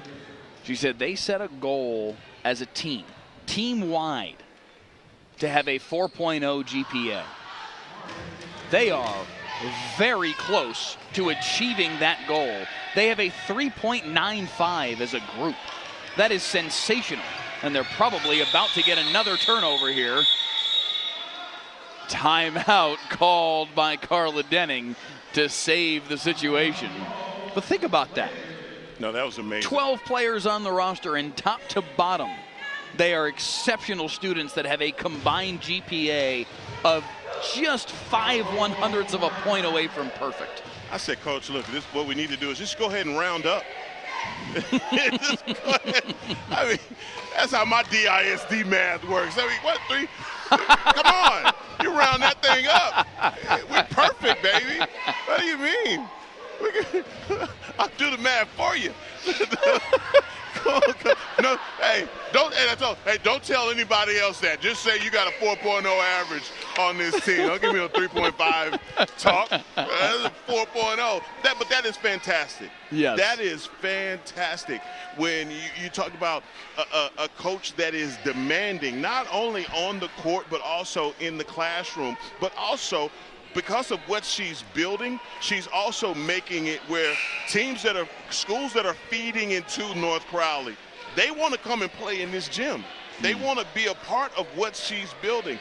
And that's what she loves more than anything, that she's built that culture for young women that are playing basketball at other places are saying, hey, I want to come and play in this gym. I want to put this North Crowley jersey on. I want to be a part of this success. And if this is the team that can actually win a state title, oh man, I think that is going to, her cutting down the nets in San Antonio, yeah, that says it all for the job that she's done here. Is this that team? That is the question that is encircling North Crowley over the course of the winter. Could this be the Panthers team that finally does it? Well, I can tell you what, they got one thing that does travel, and that's that defense. Yes. Look at the way that they hound Jasmine Bailey, one of the very best players in the country. Hey. And they have just suffocated her all night long. Hey, one thing that our audience don't and you're having to repeat what the score is because of the score bug tonight, right? Oh, it's up over here. I'm looking at something else. My bad. But, hey, what I was going to say is you take that score away, you wouldn't know which team is behind by 30 based off of the effort that they're giving right now. Yes. Yeah. Yeah, no, this Lake Ridge team is still playing really hard, and Jasmine Bailey's doing everything she can to try and get loose and make something happen here in the final 5 minutes. Able to get down the lane. Tough shot, just short. And here comes Milton once again. Sorry about that, guys. I'm the only one that can't see the score. Milton gets the roll. Oh, man. Sometimes it's just good, right? She's got 26 now on the night.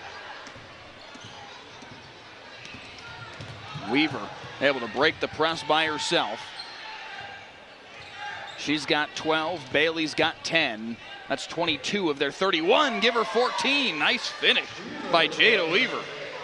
Yeah, taking matters into her own hands. Yeah, it's a Lake Ridge team that's going to be really good. Under 4 to play in the fourth. Again, we'll bring you the boys' game to follow tonight as well here on high school game night. Cortez misses that one short. That one's a matchup of two top 15 teams in the state as Cortez gets the steal and the lay-in. Sandy Cortez is all hustle and all heart. Incarnate Word is getting a really good player. Bailey right down the lane and one. She took that personals right back at Sandy. Jasmine Bailey's the real deal. Yes, she is. I don't care what the score says. I don't care how much her team is down by. Jasmine Bailey is the truth.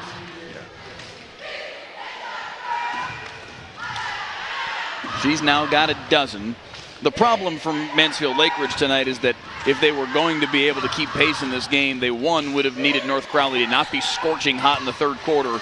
And then in addition to that, they would have needed Bailey and Weaver to both go off for like 25 plus. Yeah, that would have been the recipe. They would have had to been out of their mind tonight offensively in order to keep pace.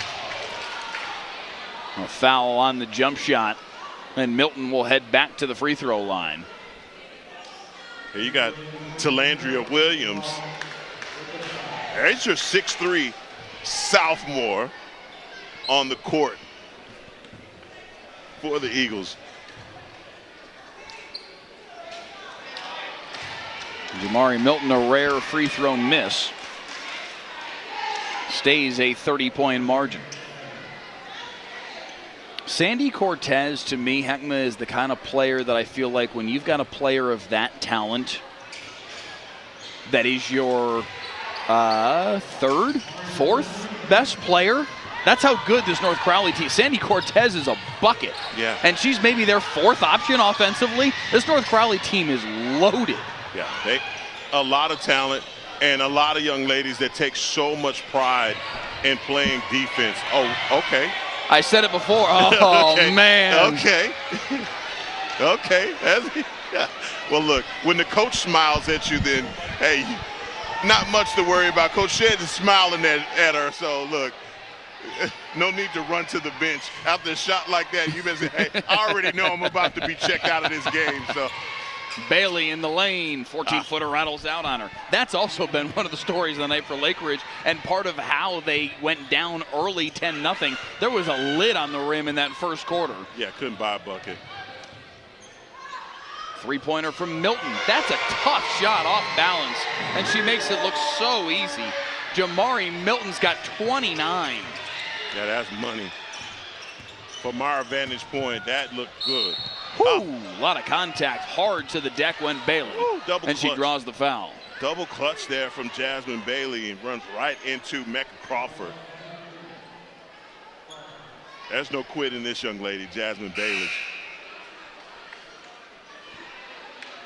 Only a junior. Yeah. Offers from everybody. I mentioned the Team USA stuff earlier. Played for the U17 team over the summer. Top 10 player in the 2027 class, according to ESPNW's Hoop Girls list.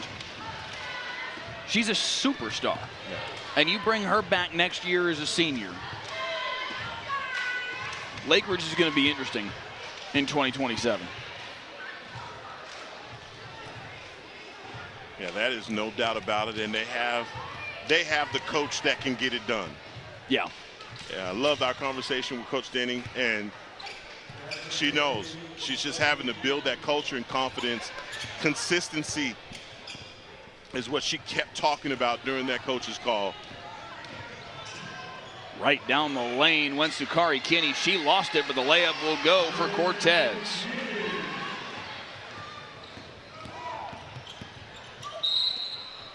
Cortez now with 16 on the night. Couple threes. Couple easy buckets down in the paint. It's the depth of this North Crowley team, I think, Heckma, that is most impressive, because you've got so many weapons. The size of Mecca Crawford inside, the versatility of Sandy Cortez. Obviously, it all starts with Jamari Milton, but the freshman wonderkind that is Sukari Kinney, terrific defender, elite athlete. Eden Johnson kind of makes it all go at the point guard position. Eden Johnson, by the way, playing tonight, starting tonight in place of Corey Singleton, who was hurt against Crowley a couple of games ago. So you're not even seeing North Crowley necessarily at their optimum level tonight, which is crazy to think about. But then the depth with a Logan Hamilton coming in off the bench and making the plays that she has, London Campbell, Jaden Meredith, Layla Level. I mean, this team is unbelievably deep, and that's why, they're probably going to the Alamo Dome. Corner three misses long. Final 2 minutes here, and racing up the floor for the layup is Maddie Fry. Maddie said, I'm going to get into that scorer's sheet if it is the last thing that I do. She has 4 points tonight. That one wouldn't go off the hands of Logan Hamilton. She'll try it again, and the three goes for Kinney. You know what? When you have played defense the way that she has tonight, she deserved that. Another tip away and another steal. And North Crowley will run with it. Eden Johnson, transition three, way off target. Rebound pulled down by Kinney. The freshman, too strong off the glass, but the putback draws a foul. Again, the boys' game to follow here on high school game night. A top 15 battle in 6A. Mansfield Lake Ridge ranked 15th in the state. What a treat. Coming off of a win against Mansfield, who was ranked ahead of them in the state rankings until they beat them on Friday night. Now a much stiffer test on the road against number 2 North Crowley, because yes, North Crowley is ranked second in the state in both boys and girls basketball. A tremendous game coming your way here in 15-20 minutes or so. We'll see exactly how much time they put on the clock to let the boys get warmed up, and we'll stir this thing back up all over again. What a treat. What a treat this has been. 2 weeks in a row. 2 weeks here in a row, high school game night. We're getting the opportunity to see some of the best players in the state of Texas. And this guy Hayes, Isaac Hayes, not the soul singer. Well, he got sold. He got sold, though, right? Isaac Hayes will pull from anywhere. He'll be fun to watch tonight for sure. And we've got that all coming your way here in just a little bit's time. The steal, the run out here for North Crowley, and a foul drawn. Layla Levels, the junior, checking in here late and making a couple of steals.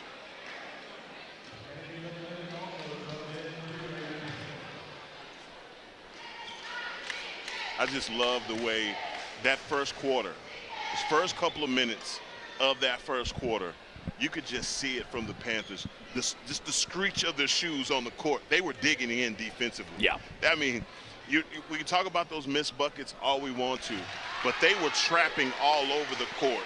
They just sucked the oxygen out of this gymnasium and didn't give them any room. They never recovered from it, and they looked rattled all the way into mid-second quarter until it just felt like, okay, they got anything going offensively.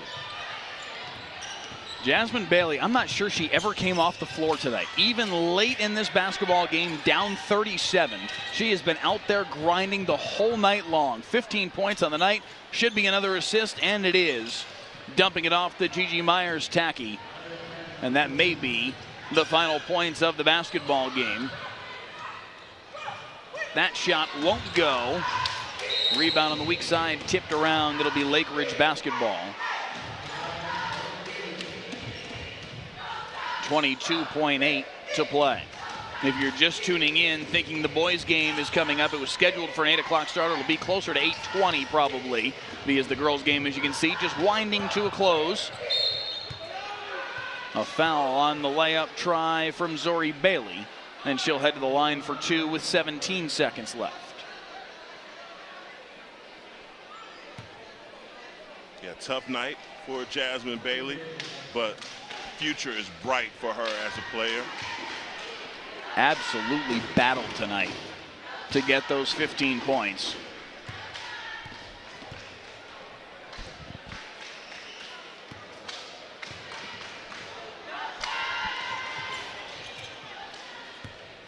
Couple of free throws, and it's a 33-point game with 17 seconds left.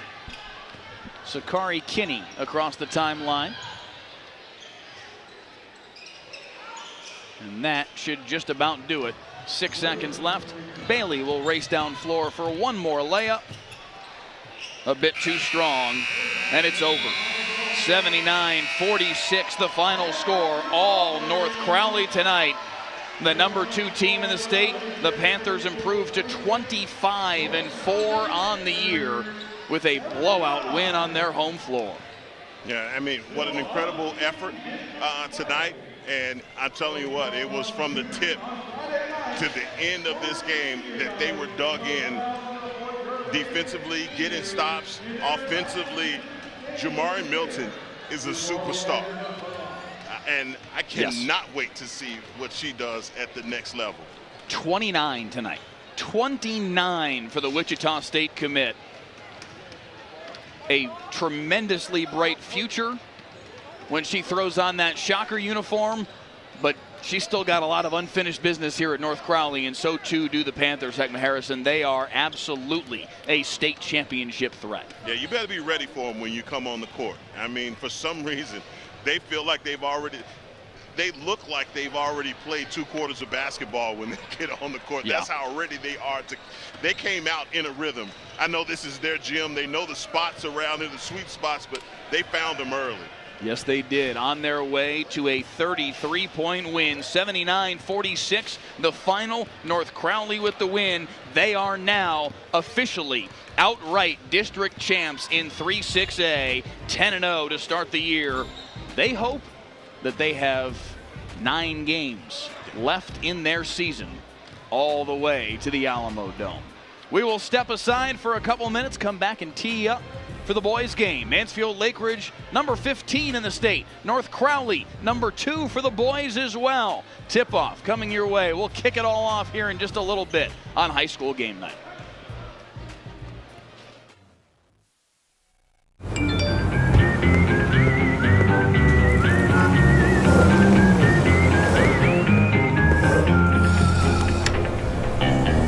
Thanks, Delkus.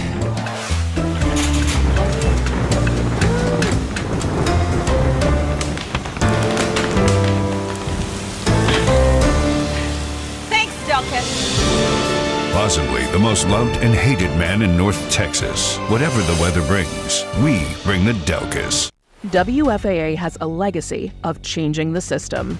Most recently, we did a story on ankle monitors and how they don't work, and how criminals are committing crimes with ankle monitors. And yeah, there's legislative change coming. Our 2-year investigation caught the attention of state representatives. Now, it's a crime to cut off ankle monitors. I want people to see things that we need to hold people accountable for.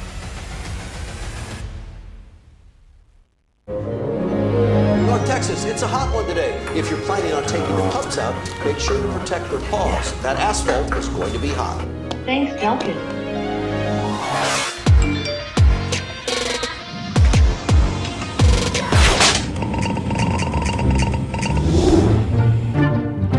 Thanks, Delkus. Possibly the most loved and hated man in North Texas. Whatever the weather brings, we bring the Delkus. Discover WFAA Plus, a live 24-hour stream of WFAA news and exclusive digital content, all completely free. Now available on Apple TV, Roku, and Fire TV. Download WFAA Plus today. Right now in Terrell and in Dallas, your heat index is 107. Everyone in McKinney is dead. It's hot in McKinney. We'll fix that probably. Possibly the most loved and hated man in North Texas. Whatever the weather brings, we bring the Delkus. Hey, I'm Jason. And I'm the other Jason. We're the co-hosts of Y'all-itics, the unofficial political podcast of Texas. So each week we invite on change makers for cold beer and candid conversations into the issues really affecting Texans. Yeah, and we're bringing in diverse viewpoints so you get to listen and really understand. This is solid information and a deep dive you're not going to get anywhere else. Not to brag, but just to brag a little bit. Okay, a little. We've been trending and making headlines. Plus, we have more than 1 million downloads and still counting. In a world filled with motion, we are the constant. Filled with storms, we are the calm. Filled with uncertainty, we are reassurance. We bring the truth. We bring hope, conviction, a legacy of grit, determination, honesty, and relevant reporting that doesn't just inform, but inspires. We are WFAA. Thanks for downloading the WFAA Plus app. The main page is a live stream of WFAA programming, and you can find on-demand stories as well. Just click a tab at the top of your screen and scroll down to find WFAA original programming.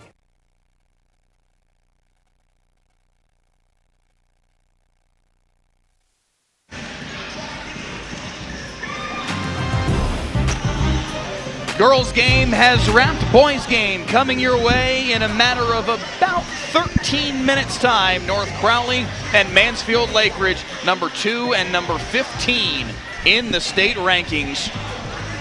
North Crowley boys 24-3 on the year, perfect in district play. Mansfield Lake Ridge 19-7, 5-2 in District 3-6A, and tip-off comes your way right after this.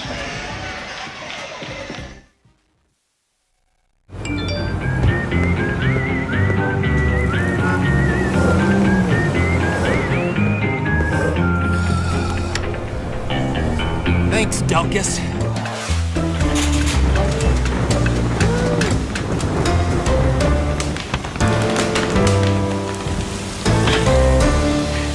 Thanks, Delkus. Possibly the most loved and hated man in North Texas. Whatever the weather brings, we bring the Delkus. WFAA has a legacy of changing the system. Most recently, we did a story on ankle monitors and how they don't work, and how criminals are committing crimes with ankle monitors. And yeah, there's legislative change coming. Our 2-year investigation caught the attention of state representatives. Now, it's a crime to cut off ankle monitors. I want people to see things that we need to hold people accountable for.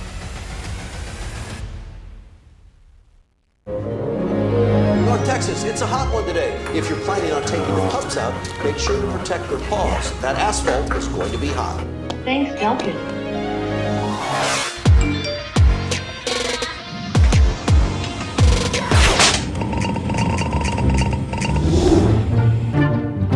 Thanks, Delkus. Possibly the most loved and hated man in North Texas. Whatever the weather brings, we bring the Delkus.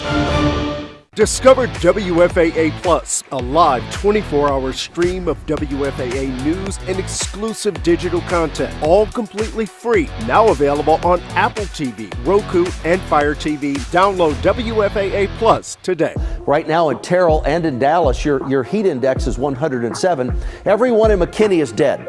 It's hot in McKinney. We'll fix that probably. Possibly the most loved and hated man in North Texas. Whatever the weather brings, we bring the Delkus. Hey, I'm Jason.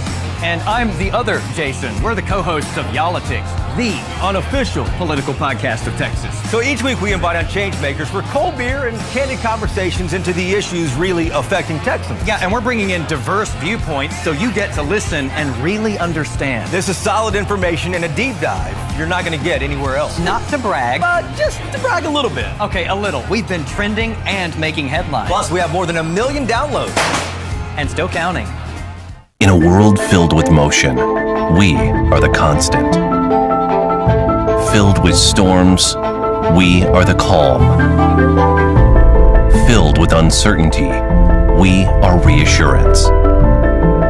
We bring the truth.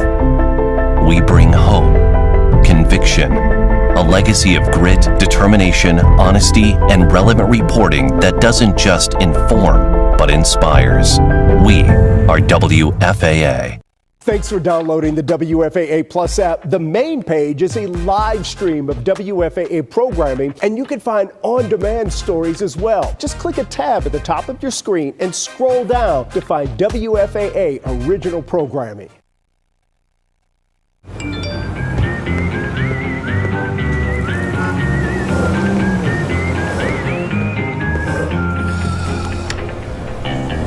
Thanks, Delkus.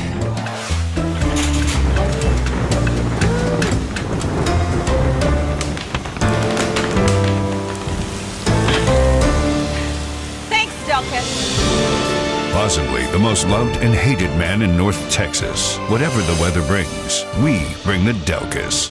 WFAA has a legacy of changing the system. Most recently, we did a story on ankle monitors and how they don't work, and how criminals are committing crimes with ankle monitors. And yeah, there's legislative change coming. Our 2-year investigation caught the attention of state representatives. Now, it's a crime to cut off ankle monitors. I want people to see things that we need to hold people accountable for.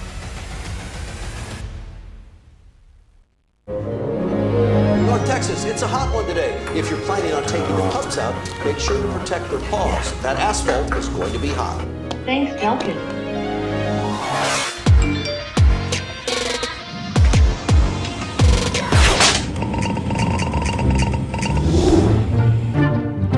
Thanks, Delkus. Possibly the most loved and hated man in North Texas. Whatever the weather brings, we bring the Delkus. Discover WFAA. Time for the nightcap at North Crowley. The stretch run of the regular season is upon us. And tonight, a top 15 battle in the state's largest classification as number 2 North Crowley plays host to 15th ranked Mansfield Lake Ridge on high school game night. Back courtside here at Panther Fieldhouse by Leslie Heckma Harrison, back with you. Heckma, this is the crown jewel of the night. 2 teams in the top 15 in the state in 6A on the boys' side. Mansfield Lake Ridge looking for a little revenge on North Crowley, who is absolutely sensational this year. You know, we talk a lot about Texas high school football, but it is Texas high school basketball that is growing and showing you why some of the best players in the nation are coming out of the state of Texas. And tonight, boy, we're going to highlight 2 really, really good players here in North Texas. I tell you what, man, the trip to San Antonio for these teams, they're going to be littered with some really good players. Let's give you our players to watch in this one on the boys' side. 2 tremendous athletes. For Lake Ridge, it's senior Ashton Parker, 6'2", combo guard, really, really talented kid. Already having some recruiting start to pick up for him here in his senior year. And then Alex Barther for North Crowley, another senior. One of 3 guys averaging in double figures for North Crowley this season. Each of these kids can really fill it up. Yeah, I love Ashton Parker's game, and he plays on the team, but he has some really good guys with him as well. We just picked 2 guys that wear number 1, but I tell you what, in this game, he's going to have to be efficient, but also he's going to have to dig in and play some really good defense also. Mansfield Lake Ridge, who you're watching warm up here on this end, they do it with their guard play. They are a smaller team. They don't have a whole lot of height, but Ashton Parker, Roman Doolin, and Oni Lewis, in guards we trust. This Mansfield Lake Ridge team goes as those 3 go. They are going to need to hit tonight on the regular. Yeah, they're going to have to play fast and furious basketball. They cannot give North Crowley an opportunity to get in any type of offensive rhythm, because when it comes down to who's the deepest team, we just saw this in the girls' game. This North Crowley boys team, they have some guys. I'm talking about 8th, 9th guy on the bench that can absolutely do it. For North Crowley, Alex Barther averages better than 12 a game, almost 13 a game. Trey Hall, the 6'7" senior that brings some size for North Crowley. He's a lean kid, but he's got the height. Scores a little better than 14 a game. And then Isaac Hayes, number 22, the junior, really starting to see his recruiting build, because this kid will pull from anywhere on the floor. Man, he has all the goods, and as a coach, I'm sure, you know, it's one of those things where they just tell this kid, you have a green light to do what you want to do. Alex Barther, to me, is 6'5". He's so strong. That big frame is so hard to deal with when you have a kid that is that athletic as Barther is. And tonight, boy, I tell you, if you're sitting in front of your TV television set watching this game, look out for number 1. The first time these 2 teams played, North Crowley jumped out to an early 9-0 lead and kind of played with that lead for most of the first 3 quarters, kind of kept Lake Ridge at an arm's length for most of the game before pulling away late. It's going to be imperative tonight for Lake Ridge to not allow that quick start from North Crowley, playing in their home gym, a place obviously they are very accustomed to, and they are lethal in this building. Lake Ridge is going to need to be able to come out and match blow for blow in the early going. And I think what's apparent right away is the height differential. When you look at this starting 5, you got 6'7", 6'5", 6'4". This North Crowley squad is really big. So taking away second chance opportunities, you know, offensive rebounds, defensive rebounds, going to be big in a game like this. But because of the shooting of Lake Ridge, I think that makes this game so much more dangerous for the Panthers. They can't relax. There is no relax in Tommy Brackle's vocabulary. That's not the way that North Crowley operates. They are a team, they are a program that is used to being a very defense-oriented team. Yes. This year's team for North Crowley, while they can play defense, that is not their bread and butter. This is a team that is going to get up and go, up and down the floor all night long. They're scoring close to 90 a game in district play, 88.9 points per game in district play. They play 32-minute games. Yeah. It's outrageous how this team is scoring. Yeah, and the pace the pace of play for them is fast and furious as well. You're talking about them scoring those points in the time period that they do it in. Think about the pace that they play with. So, I mean, hey, on the other side for the Eagles, they know it. And so a lot of electrolytes in those bodies on the other side.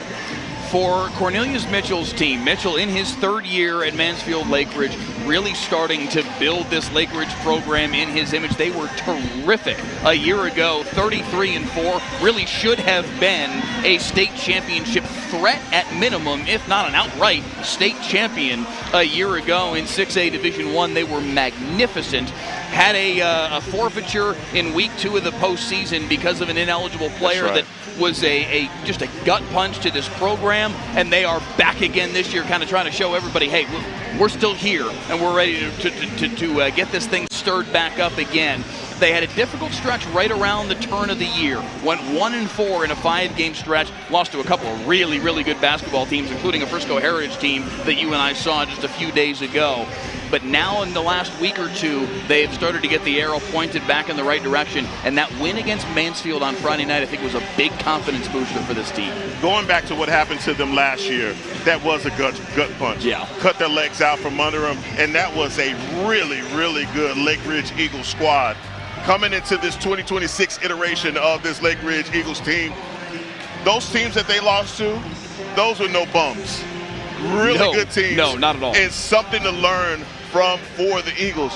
Here's the deal. This is a team that also is in the playoffs. They understand that they have everything in front of them to play for. They have to execute. Games like this, they have to play really well in and represent themselves, because the competition doesn't get any easier as you go. The other big difference between the last time these two teams played and tonight is the presence of Joseph Ballard. Yes. He will play in just his third game with Mansfield Lake Ridge this season. He was part of the roster a year ago, transferred out to a private school, wasn't the right fit, decided he wanted to come back and play here for Cornelius Mitchell again.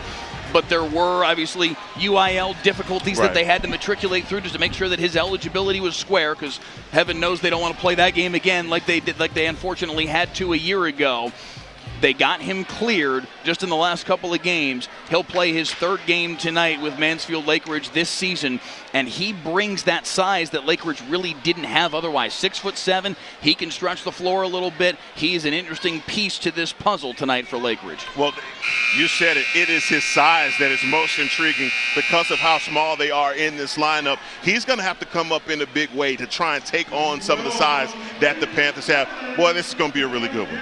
Mansfield Lake Ridge and North Crowley, a top 15 battle in the state's largest classification. We tip it off right after this on High School Game Night.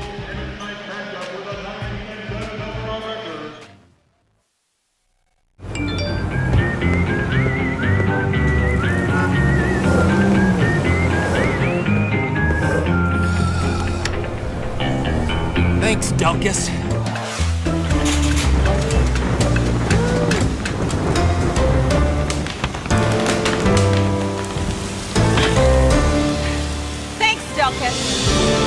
Possibly the most loved and hated man in North Texas. Whatever the weather brings, we bring the Delkus. WFAA has a legacy of changing the system. Most recently, we did a story on ankle monitors and how they don't work, and how criminals are committing crimes with ankle monitors. And yeah, there's legislative change coming.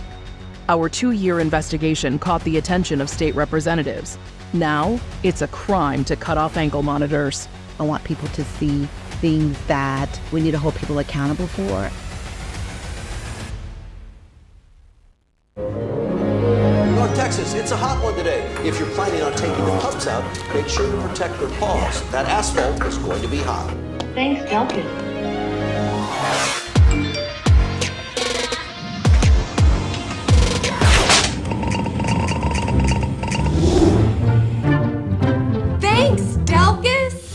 Possibly the most loved and hated man in North Texas. Whatever the weather brings, we bring the Delkus.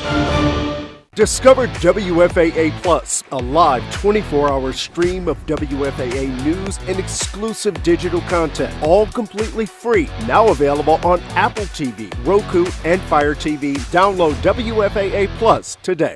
Right now in Terrell and in Dallas, your heat index is 107. Everyone in McKinney is dead. It's hot in McKinney. We'll fix that. Possibly the most loved and hated man in North Texas. Whatever the weather brings, we bring the Delkus. Hey, I'm Jason. And I'm the other Jason. We're the co-hosts of Yolitics, the unofficial political podcast of Texas. So each week we invite on change makers for cold beer and candid conversations into the issues really affecting Texans. Yeah, and we're bringing in diverse viewpoints so you get to listen and really understand. This is solid information and a deep dive you're not going to get anywhere else. Not to brag, But just to brag a little bit. okay, a little. We've been trending and making headlines. Plus, we have more than 1 million downloads. And still counting. In a world filled with motion, we are the constant. Filled with storms, we are the calm. Filled with uncertainty, we are reassurance. We bring the truth. We bring hope, conviction, a legacy of grit, determination, honesty, and relevant reporting that doesn't just inform, but inspires. We are WFAA. Thanks for downloading the WFAA Plus app. The main page is a live stream of WFAA programming, and you can find on-demand stories as well. Just click a tab at the top of your screen and scroll down to find WFAA original programming.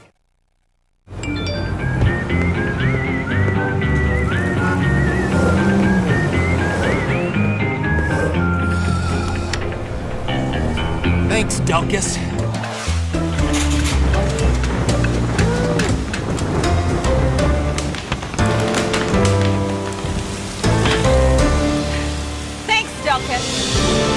Possibly the most loved and hated man in North Texas. Whatever the weather brings, we bring the Delkus. WFAA has a legacy of changing the system. Most recently, we did a story on ankle monitors and how they don't work, and how criminals are committing crimes with ankle monitors. And yeah, there's legislative change coming. Our 2-year investigation caught the attention of state representatives. Now, it's a crime to cut off ankle monitors. I want people to see things that we need to hold people accountable for.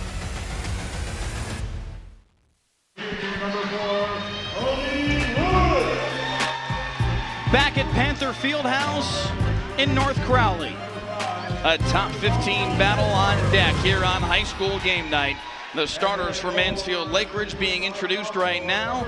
North Crowley coming momentarily. We'll give them to you here on your screen. Oni Lewis, Ashton Parker, Roman Doolin, the triumvirate of guards we talked about for the Eagles, Nate Bonda and Demetrius George in the front court. Cameron Price, Isaac Hayes, Jonathan Fox, Trey Hall, Alex Barther. The starting lineup for North Crowley. North Crowley under the leadership of Tommy Brackle. 24-3 this year, 817 and 163 in his career. Heckma Harrison, Tommy Brackle, one of the legendary head coaches in North Texas, in Texas high school basketball, period. Yeah, an institution. He is in. He knows he has a really good team this year also. Another one of those legendary conversations that we've had with coaches that know not to overlook any or underestimate any opponent. And that's exactly what he's not going to do tonight, is underestimate an opponent. Real quick, as the North Crowley starters are introduced, Lori Shedd, Coach Shedd, come over and talk with us for a second, because we got to show everybody at home. This is Sonny. Yeah, right. This is Sonny. Yeah, this is Coach Shedd's pup. Showing love. You said, is he 4 months old, you said, right? 4 months old. So she got a really big win tonight, Yeah. and she's got an adorable pup. Come on now. Congratulations on the win. You guys were terrific tonight. But really, this is the star of the show. Sonny, everybody. Had to get Sonny on TV, because why not? All right, now we are ready to play some basketball here at North Crowley. Mansfield Lake Ridge and North Crowley ready to tip it off. Lake Ridge will be in their black uniforms, North Crowley in the white. Look at you, man. Got me living outside of the norm. I don't usually reach out and touch dogs I don't know. I'm just telling you. I know better. Oh, man. But Sonny was nice. Man. I met Sonny earlier today when we were setting gear up. Oh, yeah. Oh, okay. Yeah, no, I knew I wasn't sending you down a bad path. Don't worry. So Don't you worry. and Sonny already homies. Yeah, we're already tight. We're already tight. All right, let's get this one going. Last year, Lake Ridge kind of stole North Crowley's thunder. They stole the district crown from the Panthers. First time in a decade they hadn't won it. Tonight, a chance for North Crowley to finish off their revenge tour and move to 8-0 in district play. It'll be the Panthers in the whites to start with possession, and Isaac Hayes.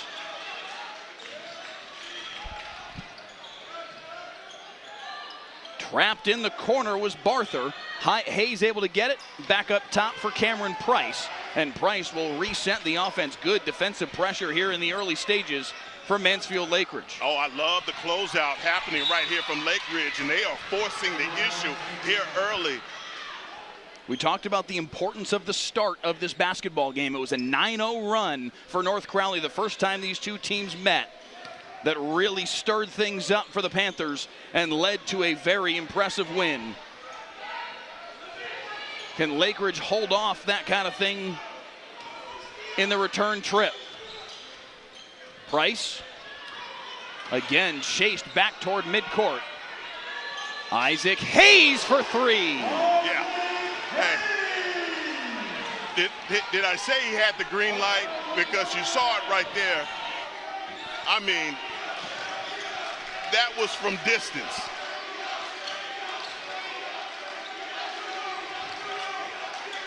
Lake Ridge, the number 15 team in the state, 5-2 in district play. Terrific team, but it's dribbled off the foot of Oni Lewis. And here comes Price in transition. Gives it in the corner, and on the sideline was Isaac Hayes. You're going to see that about once a game. Somebody's going to step out on the baseline. Happens at every level.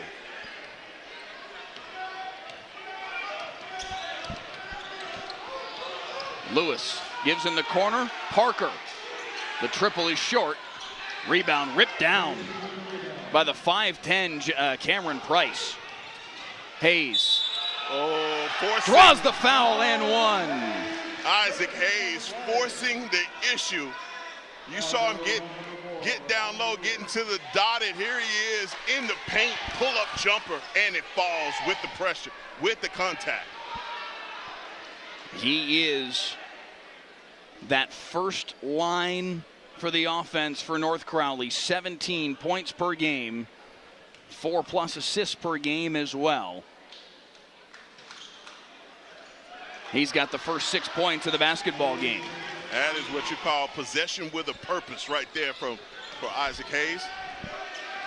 So can Roman Doolin find an answer, threw it away, tipped away, the steal by Fox, and now Fox throws it away.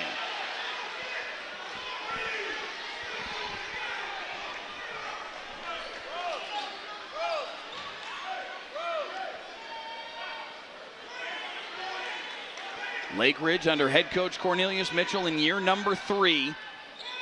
19-7 on the year. A powerhouse a year ago. That ball was tipped into the backcourt by Isaac Hayes. Able to get around him is Edwards, and the floater will go. There you go. Stop the bleeding, get into the scoring column. Don't need a repeat of the last game where there was a lid on the rim. Let's get some scores in. It was a 9-0 start the first time. This time, Lake Ridge able to cut it off at a 6-0 spurt. And it's 6-2 thanks to Deshaun Edwards, who was the starting quarterback for the football team, in addition to being a terrific piece this year for the basketball team, as Parker forces the turnover. Jonathan Fox tried to dribble it behind his back and put it out of bounds on the bench. And what did they say? He's one of the leaders for them. Yes. One of the guys that when everything goes awry, with that football mentality, he calms everything down, and you saw it right there on that first shot. He gives it off for Parker, guarded by Dontre Granberry. Oni Lewis Back out to Parker, left open, fires the long three, and he buries it. There you go. Exchanging threes here early.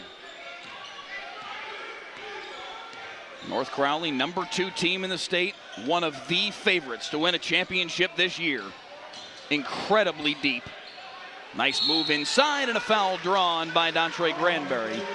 And he'll head to the free throw line for 2. We mentioned it earlier that they are usually defense-oriented under Tommy Brackle. This year, though, man, will they ever get up and go. Yeah, when you have a team that can pace like these Panthers do, I think Coach Brackle, he's willing to sacrifice a little bit of that to allow these guys to flourish offensively.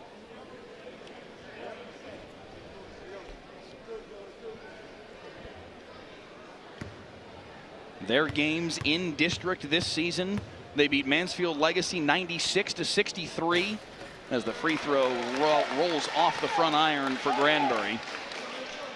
They beat Lake Ridge 70-43 the first time these two teams met. They beat Weatherford 92-56. They beat Fort Worth Boswell 103-39. This team is ridiculous, and they will put up points in a blink. 103 to what? 39 against Fort Worth Boswell on January 16th. Oni Lewis going to work, getting to the tin, and he lays it in. Oni Lewis is 6'2", and I'm telling you, that was a big boy play right there. Lake Ridge bringing some pressure here in the early going, trying to make North Crowley work to get to that timeline. Wow. Get out of here if that one had gone down for Isaac Hayes. That was to the logo. Lewis spinning his way through and draws the foul.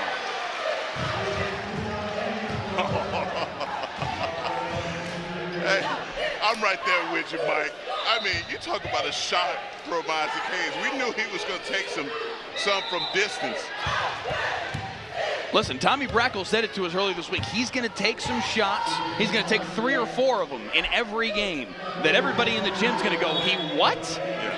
And he said, but we know he hits those shots with enough regularity. They're a good shot. He's already hit one from deep. That one was really, really deep. We'll see how many more he takes throughout the course of the night. Pressure here on Parker. Tipped away and stolen. Price gives it up ahead. Granbury finishes it. All that matters is it was good. I promise you tomorrow, his classmates are going to tease him about that one. Promise you. It's 2 points. That's all that matters. The floater for Roman Doolin and a 9-all game. It counts just the same. And this is where the Eagles, if they stay aggressive like this, don't get deterred. If you give up a few, just continue to stay aggressive. 3 rattles out, loose ball underneath, and the second chance points for Trey Hall. Trey Hall, right place, right time in order to put that one back. That's easy money. Tipped away. The pass got wide of Chuma Madu, and the dunk. Trey Hall with 4 straight and a 4-point lead for the number 2 team in the state. You gotta award the big man for running the floor. And right through the legs of Madu, and another turnover. Hayes in transition. Tough shot. Never really had a chance. Lewis one-on-one with the much bigger Trey Hall, and he scores over him. Unconscious right there from Oni Lewis. Not even thinking about it. He's taking it right into the grill of the 6'7" Trey Hall. Now a steal. Barther lost it. Tipped away, and a nice steal by Cameron Price. 3 on nobody, and the layup. What an athletic play from Cameron Price. That was, what, 1-on-4? No. Offensive foul. Ashton Parker with the chicken wing.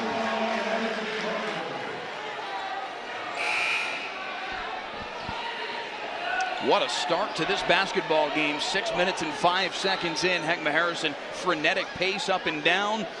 Lake Ridge, though, able to match the intensity from North Crowley earlier. Much different than the first game. Right off the top, and I want to give Isaac Hayes a little bit of credit right there. I know it's Academy Award season. He sold that one. Best supporting actor. Price will set the offense. A terrific point guard. Draws the foul. It is on the floor. Bucket will not count. Fourth foul of the period on Lake Ridge and a baseline inbound. I like this defense, though. They're keeping it close. What I like to call refrigerator magnet defense, right up on them. But right now, this Panther squad, they are pulling down some tough shots.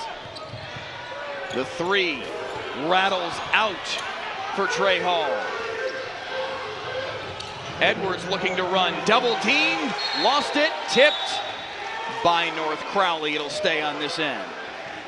Joseph Ballard just into the basketball game, the 6'7" senior, transferring out and then back again to Lake Ridge over the course of the last year. He was a key piece a year ago on that team that went 33-4. They are happy to have him back.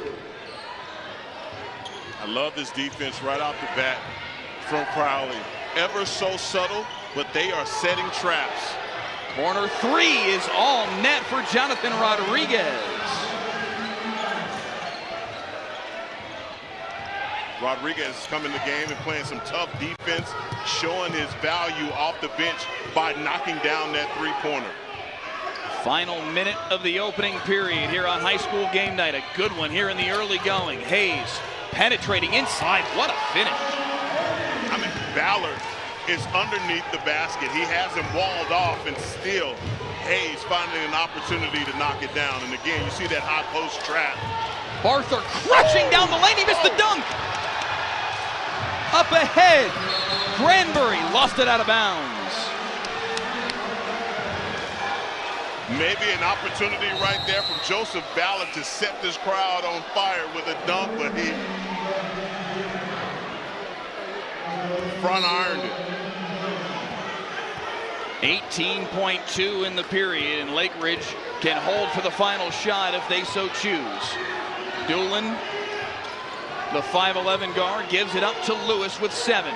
Oni Lewis rejects the screen down the left side of the lane. The finger roll will go. I like number 4. Oh, did he get it off in time? He had the steal. It won't go. But a very nice quarter from Oni Lewis to lead the way for Lake Ridge. They trail by just a point, a vastly different start this time around for the Eagles. Down just 1 after 1 here on high school game night.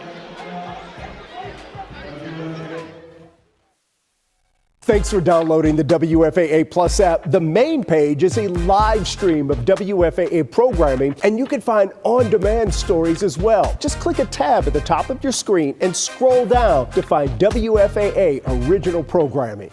WFAA has a legacy of changing the system. Most recently, we did a story on ankle monitors and how they don't work, and how criminals are committing crimes with ankle monitors. And yeah, there's legislative change coming. Our 2-year investigation caught the attention of state representatives. Now, it's a crime to cut off ankle monitors. I want people to see things that we need to hold people accountable for.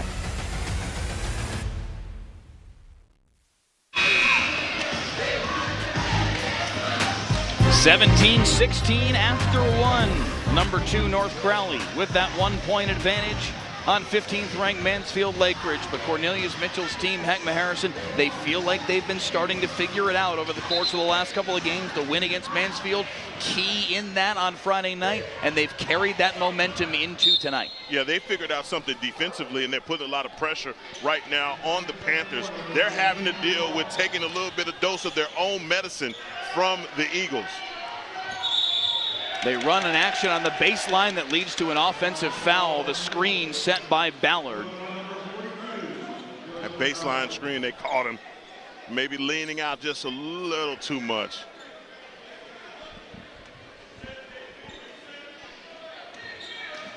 They were trying to get Ashton Parker running the baseline. I beg your pardon, Roman Doolin running the baseline to set him up for a corner three.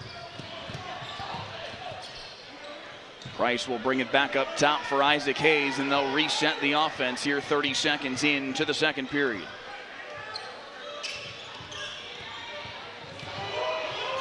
Hayes double teamed from behind and a foul. Oh my, that is, we were talking about the defense from the Eagles, and you see it right there, trapping on Isaac Hayes, but instead they draw the foul.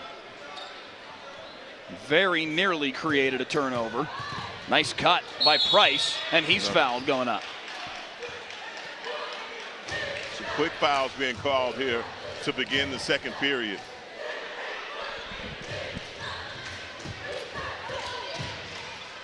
One of the other key elements of this basketball game, Heckma, will be whether or not North Crowley can, Lake Ridge can keep North Crowley off the offensive glass. They were able to create a lot of second chance points the first time around. At least in that first quarter, there wasn't a lot of that. I can think of one bucket from Trey Hall, that loose ball on the deck where he was able to put it back for a second chance bucket.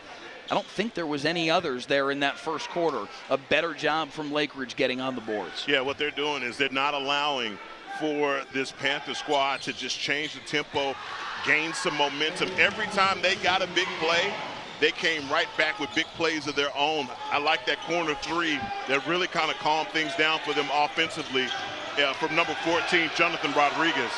Good defense there from Jonathan Fox. Now Ballard tries to give it in the corner, but threw it wide of Rodriguez, and it's a turnover.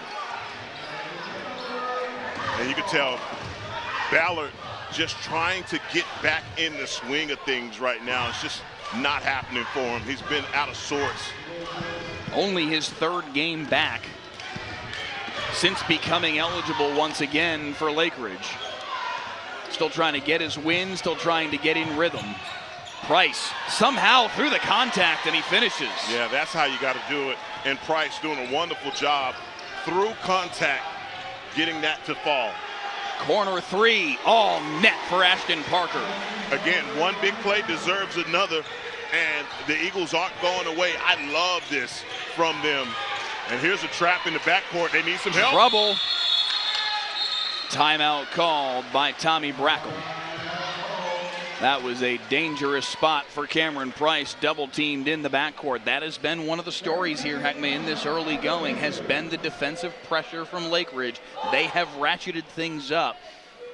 It'll be tough to maintain that for 32 minutes and keep their win, but it has worked for them in the early going. You better hope they can keep that pace up, because execution beats athleticism every time, and that's what they need. They have to capitalize in moments like that, and I love the way that Coach Mitchell is switching up his coverage.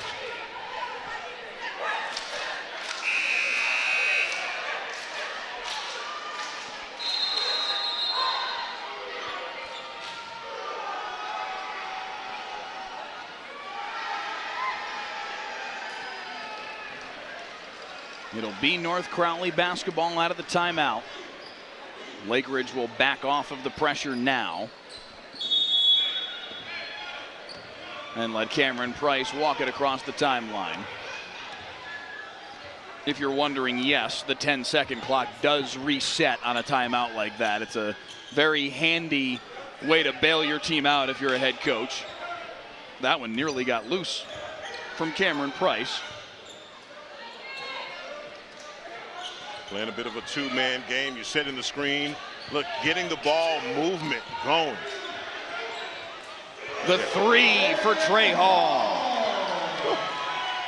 I love that. Ball movement keeps your defense guessing, and that's exactly what they did right there to Lake Ridge. Hall's got 7 points in the early going. Right down the lane. Nice move by Roman Doolin. They're not going away, Mike. Each time they have had an answer. Yes. Every time North Crowley throws a haymaker, much different from the first time around when these two teams played and the Panthers were able to pull away from them. Lake Ridge answering time and time again. Nice rebound by Hall. That was an incredible rebound by Hall. He had already saw the trajectory of that shot, where it was going to land, and he was right there on it. Lewis waving his team away. Guarded by Fox. trying to get loose down the lane, gives it underneath. Nice finish between the trees. The layup inside for Demetrius George. What a feed, though. Demetrius George is a great story. This is a kid that Cornelius Mitchell is really high on as Granbury goes down the lane, finishes through the contact. Cameron Price, what a move. As you see him right there, double clutching it and the contact. And Demetrius George, after getting those scores, picks up the foul. A chance for the old-fashioned three-point play.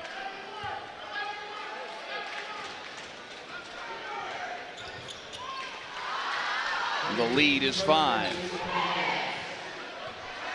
Cameron Price averages 6.6 a game. He's already got 6 here in a quarter and a half. The story with Demetrius George, the young man who just scored a second ago for Mansfield Lake Ridge, was on the 8th grade B team a few years ago. He's only a sophomore. But Cornelius Mitchell, in his first year coaching here at Lake Ridge, saw this kid playing B team 8th grade ball and said, there's something about this kid. I like this kid. I like his size. He's a 6'5" kid now as a high school sophomore. He said he saw something in him, encouraged him to kind of stick with it and find his game as he got older, and he's done exactly that to the point where he's been a starter for this team last year as a freshman and this year as a sophomore. That pass too tall for him, and it's a turnover for Mansfield Lake Ridge. But I loved that story. That kid, number 12 for Mansfield Lake Ridge, Demetrius George. He probably didn't think himself as an 8th grader that he was destined for this kind of moment as a sophomore, but here he is already making a big-time impact for the Eagles. And that says a lot about Coach Mitchell as an evaluator. Yeah. A guy understanding, look, I got to get down to my feeder schools to see who's coming, and he recognized the talent in Demetrius George. What kind of confidence is that for a young man when your coach already in high school said, I have something for you, young man. Yes. You may not even necessarily have it for yourself, but I'm going to turn you into a player, and that's exactly what he's done. Yeah, imagine the smile on an 8th grader when the varsity coach comes to, hey, let me pull you in for a second. Let's talk, because I got some ideas for you. That's pretty cool. Yeah, it is. And I tell you, some of the best stories are told by these coaches. You hear it all the time from college coaches, pro scouts, all the time. I just saw something in that guy. Yeah. You know, Hall of Fame speeches are riddled with guys that say, thank you, coach, for finding that in me. Yes. And that's a big-time moment when he shared that. I love those kind of things. And for Demetrius George, I don't know where he goes from here. I don't have the crystal ball, but I feel like that's a young man that's going to be successful because of the faith and belief that a coach put in him. Got me tearing up over here. Got Heckma Harrison all verklempt here at Panther Fieldhouse. 28-23, the lead for North Crowley out of the timeout. Approaching the midway point of period number 2. Hayes was scorching hot to start the game, now probes down the lane. Couldn't finish that one, and the rebound bounces into the hands of Oni Lewis. He'll look to run. Transition 3. Yes, indeed. There it is again, Mike. Every time they find an answer, they are not going to allow this team to get too much momentum going on them. I love that. But look, staying in their hip pocket and taking the lead are two different things. You're on their home floor. Hey, you've got to put your stamp on it right now if you're the Eagles. Jonathan Rodriguez with back-to-back threes. There you see the triple. He's got 6 points. Both of those threes coming here in this second quarter. Hayes had it bounce off his leg and out of bounds. Well defended. Hayes thought he was fouled. Got up looking for a call. None coming.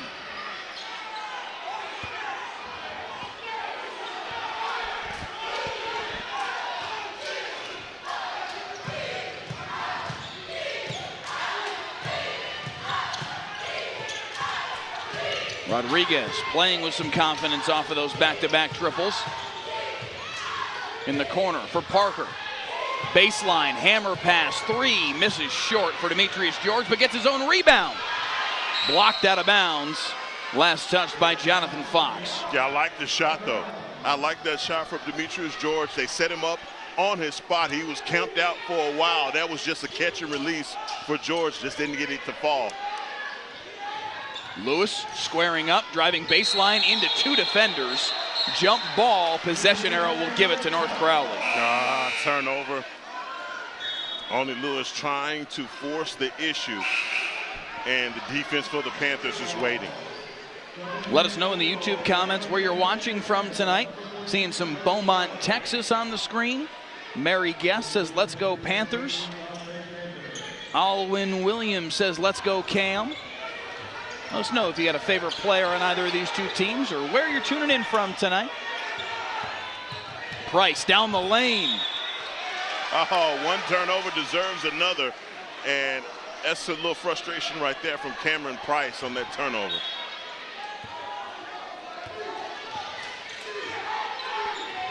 Two-point game, 3 minutes to play in the first half. Lake Ridge with an opportunity to tie or take the lead on this possession. Important note, Ashton Parker is out of the game right now for the Eagles. Right down the lane goes Doolin, and he draws the foul. Parker looks to be okay, sitting on the bench over there next to Cornelius Mitchell and his assistant coaches. But it does bear watching, maybe just a breather. You know, I see why they call Oni Lewis the bucket. Yeah. I see that. You see that aggressive style that he has? I mean, he's like a shark. It's blood in the water, and he knows how to get downhill in a hurry.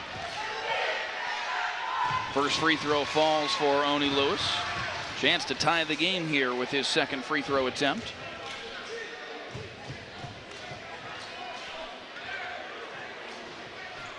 Lewis already with 7 so far on the night.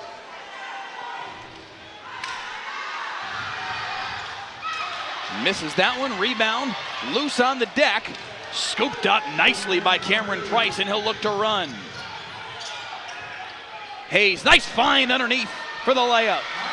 Granberry lays it in. That's what you call cutting with a purpose right there, and another great offensive possession. The three from Doolin ties the game at 30. These guys, they understand the moment. This was a 27-point win for North Crowley, 70-43 the last time they played. We're tied at 30. Not anymore. What a finish by Isaac Hayes through the contact. Oh, man, I've been loading this up for a long time, but Isaac Hayes with a look of love in his eyes right there, and that one falls. I won't do it again, but I just had to do it right there, okay? But Isaac Hayes, what a play and one, and to the charity stripe he goes. Tied for just that brief moment before Hayes answers again. He's got 10 now on the night.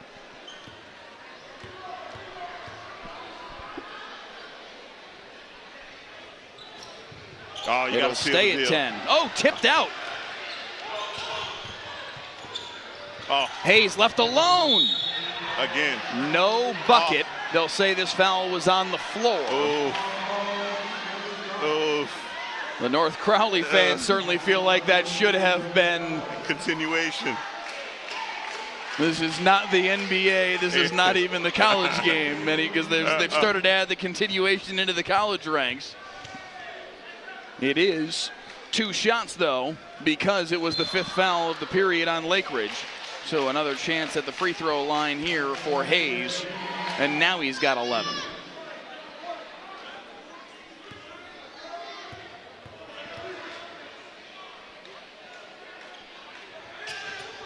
Make it 12, and a 4-point lead for the Panthers. Hayes averages 17 a night, 12 here in the opening couple periods. 2 minutes to play in the first half. All night, Lake Ridge has been able to find an answer. Can they here? Dribbled away and taken away. And now a frustration foul on Lake Ridge, and more free throws coming for the Panthers. And Joseph Ballard, man, I tell you, he's trying to get into a rhythm, but these quick fouls is really just kind of taking him out of sorts right now. You saw him get the early one on the baseline, and another quick foul called on him. And now Alex Barther will head to the free throw line. 72% free throw shooter. Their 3rd leading scorer at 13 a game. shockingly yet to score. And he changes that.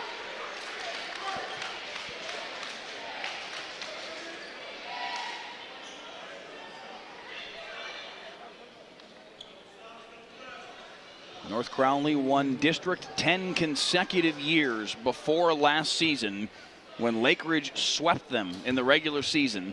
59-52, Lake Ridge won in this building. 73-66 later in the year, Lake Ridge won at home to go 12-0 and win District 3-6A and unseat North Crowley atop the district. North Crowley looking for some revenge this year. Barther, tough shot, gets his own rebound, and the putback will go. And I think that's Ballard just working out some of his frustration on that one, man. He got the quick fouls. He wants to get his offense going. Joseph Ballard with an important 2 to bring Lake Ridge back in touch here. In the corner now for Barther. A lot of contact, no call, and Barther lays it in. Tried to sell it. I like the intention right there from Ashton Parker. That bounced off the ref and right into the hands of Parker. Parker spins his way down the lane and he finishes plus the foul.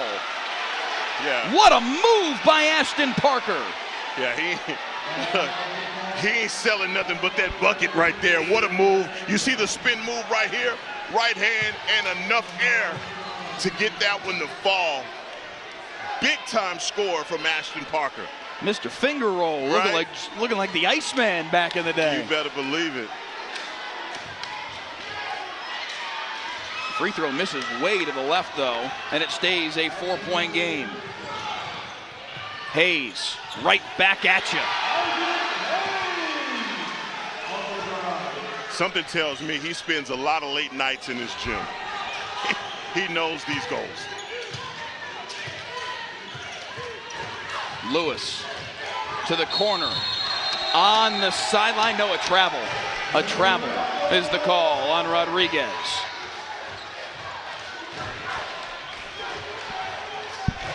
Look, here's the deal. Jonathan Rodriguez with the right idea. He saw the closeout coming, and look, he wanted to take it to the house. Final 30 seconds in a 6-point game.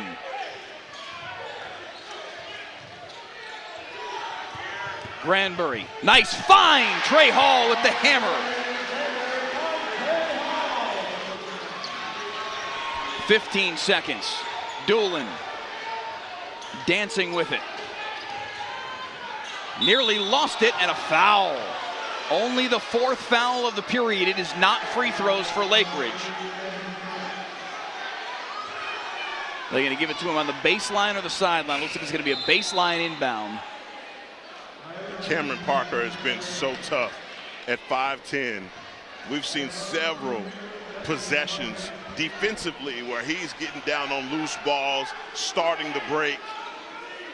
Nicholas Sessions, another 3-point shooter, checks in here with 8.7. It'll come in to Doolin. Doolin right down the lane through the contact, and he finishes with 2.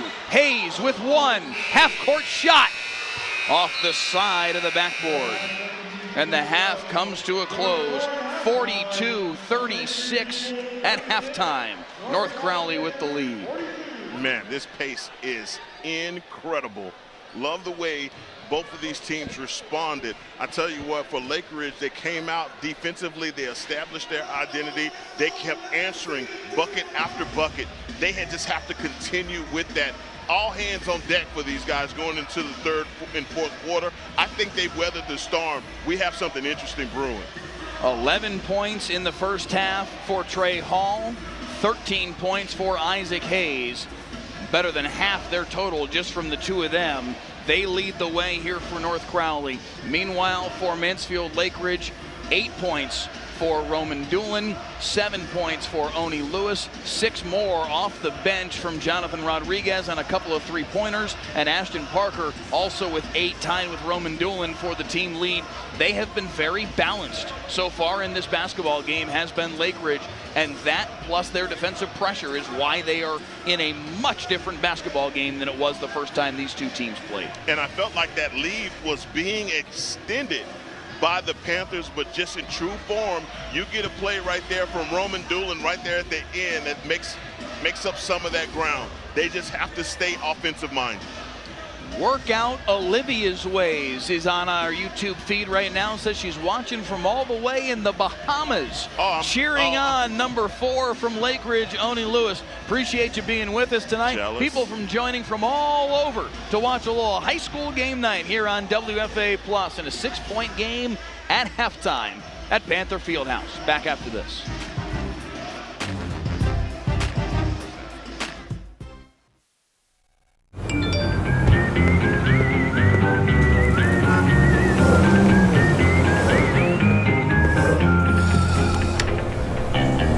Thanks, Delkus.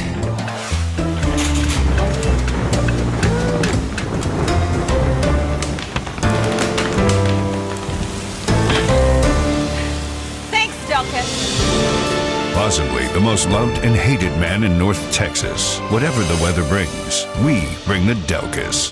WFAA has a legacy of changing the system. Most recently, we did a story on ankle monitors and how they don't work, and how criminals are committing crimes with ankle monitors. And yeah, there's legislative change coming. Our 2-year investigation caught the attention of state representatives. Now, it's a crime to cut off ankle monitors. I want people to see things that we need to hold people accountable for. North Texas, it's a hot one today. If you're planning on taking the pups out, make sure to protect their paws. That asphalt is going to be hot. Thanks, Delkus.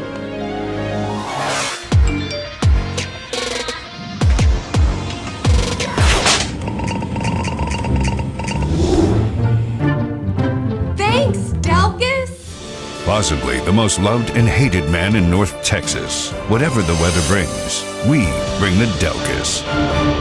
Discover WFAA Plus, a live 24-hour stream of WFAA news and exclusive digital content, all completely free. Now available on Apple TV, Roku, and Fire TV. Download WFAA Plus today. Right now in Terrell and in Dallas, your heat index is 107. Everyone in McKinney is dead.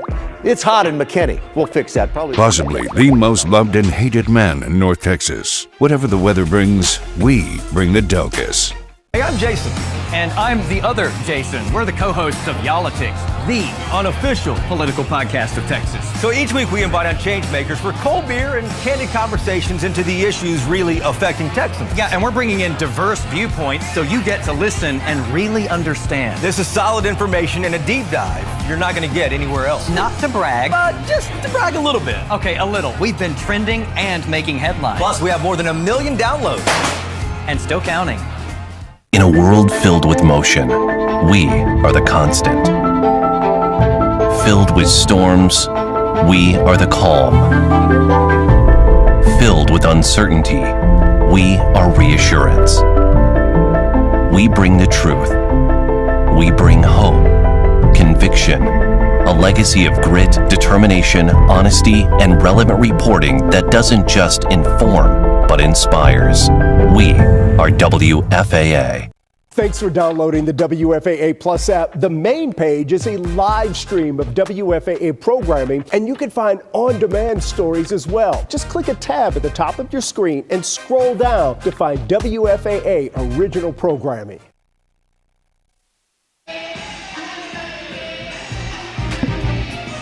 (42-36), the halftime score here in North Crowley. The number 2 team in the state rankings in 6A with a 6-point lead at the break. 13 points from Isaac Hayes, 11 more from Trey Hall leading the way for the Panthers. A very balanced showing so far from Lake Ridge, 8 for Ashton Parker, 8 for Roman Doolin, 7 more from Oni Lewis, and 6 off the bench from Jonathan Rodriguez, the big scorer so far for the Eagles, as they have been able to stay in touch in this basketball game, Heckma, all through the first half of this game. Love this comment here from Famous Sam in the YouTube comments, my apologies. Looking forward to next year, because we saw just yesterday the redistricting, the realignment across all of Texas and what the districts will look like next year. Yeah. And while the district that North Crowley and Lake Ridge will be in for football will be a murderer's row with Duncanville and North Crowley, this Lake Ridge team, Waxahachie, Red Oak, think about it from a basketball perspective. Yes, these two teams plus Duncanville, Waxahachie's had a good program the last several years. Red Oak is always challenging. It's going to be really, really good from a basketball perspective as well.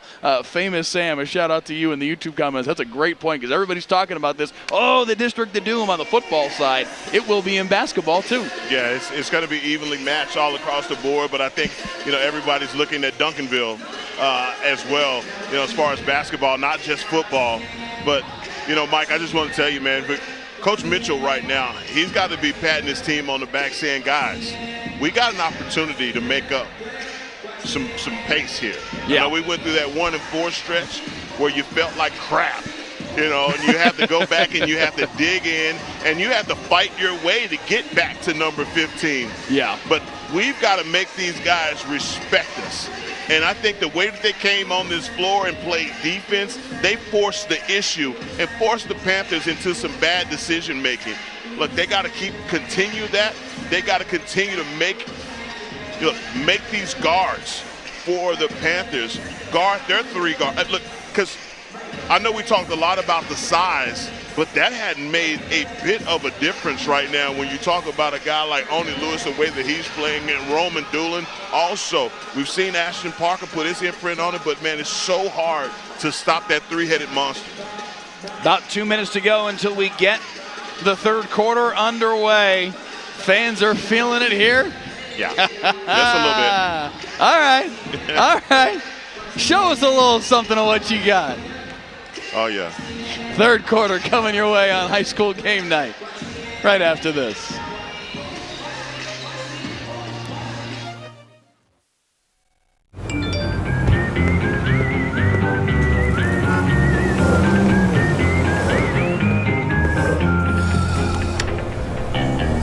Thanks, Delkus.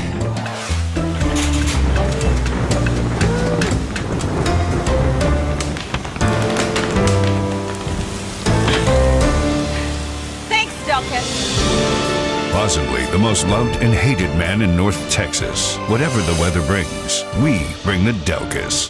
WFAA has a legacy of changing the system.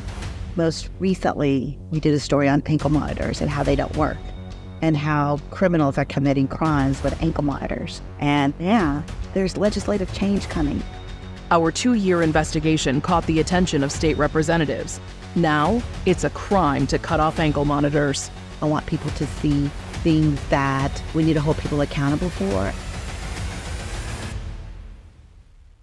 North Texas, it's a hot one today. If you're planning on taking the pumps out, make sure to protect your paws. That asphalt is going to be hot. Thanks, Delkus.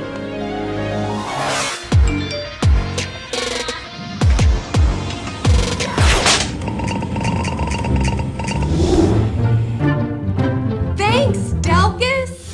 Possibly the most loved and hated man in North Texas. Whatever the weather brings, we bring the Delkus.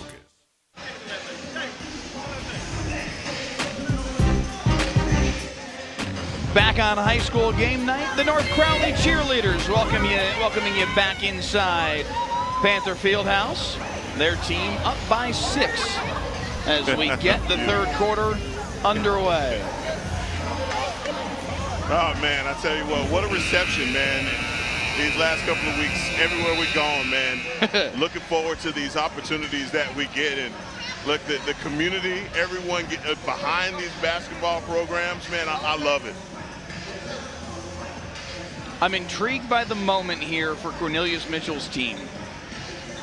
They were, let's be honest, embarrassed the first time these two teams played. On their home floor, 70-43 was the final score. Now, the game was not that lopsided in terms of its actual flow. It was played much closer than that, certainly for the first 3 quarters anyway.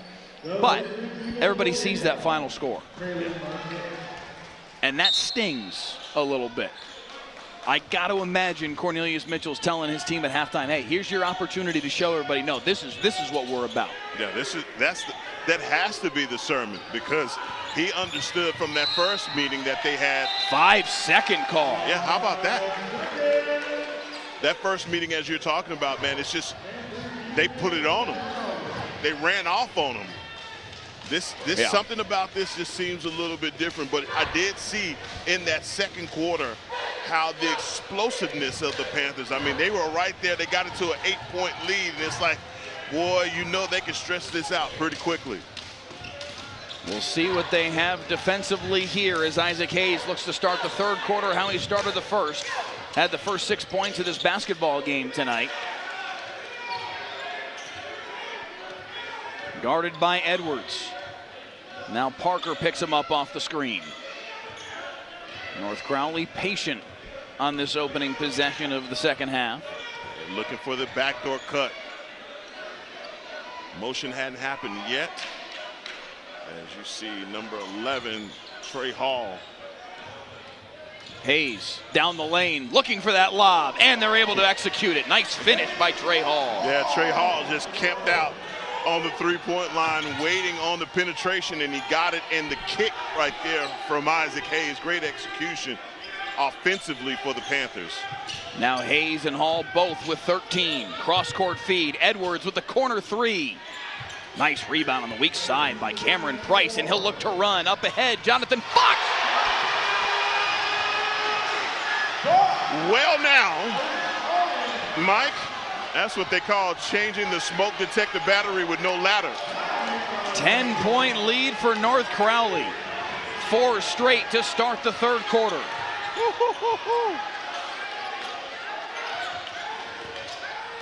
Parker hounded by Barther. Step back three.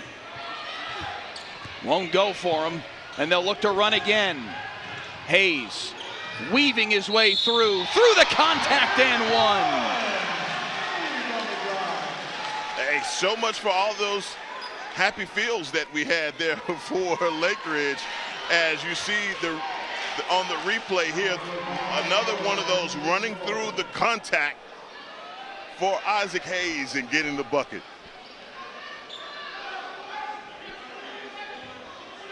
The Beat in the YouTube comment says he's watching from here in Fort Worth, just around the corner. Says, let's go Ashton Parker. Happy to see that three-point play. I'm sure he is. And the lead is ballooned to 13, a 7-0 spurt from North Crowley to start the third quarter. Lewis, foul. Ooh, Jonathan Fox will get in your back pocket, man. Yeah, well, I mean, I'm still kind of sitting here a little stunned at that slam dunk by Jonathan Fox, let alone the defense. Edwards had his pocket picked. Isaac Hayes all alone. Time out, Cornelius Mitchell. The lead has grown to 15 in a heartbeat. Words right out of my mouth, man. You're talking about a 2-minute spurt right there where they just basically said, okay, we're done playing with our food. We got something we want to show you. You remember this.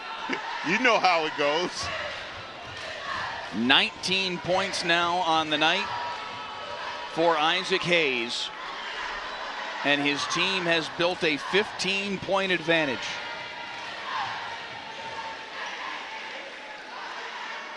This game was 30-30. Yeah.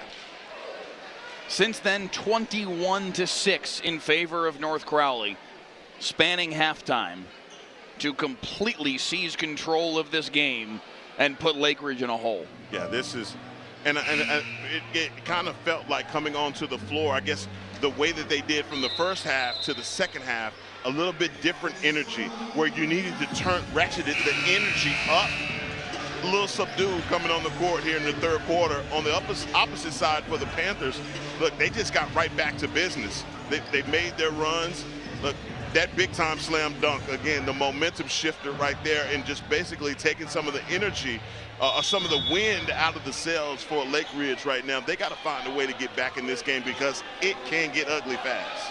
This is why, Heckma, Tommy Brackle feels like he has a team that can win a state championship this year. Nice answer from Oni Lewis through the foul. What a perfect timeout for Coach Mitchell. And Oni Lewis just saying, look, let me put on my backpack and show you what I can do. Way to get that contact and way to get the score. V. Lewis 01 says, watching my nephew Oni. I'm sure loving that moment right there as Lewis now has 9, a chance to crack into double figures and cut the lead back down to a dozen if he can hit the free throw. Can't hit. And here comes Isaac Hayes once again, right down the lane. The hesitation to let the defense fly by. He is a matchup nightmare. Parker, hesitation move.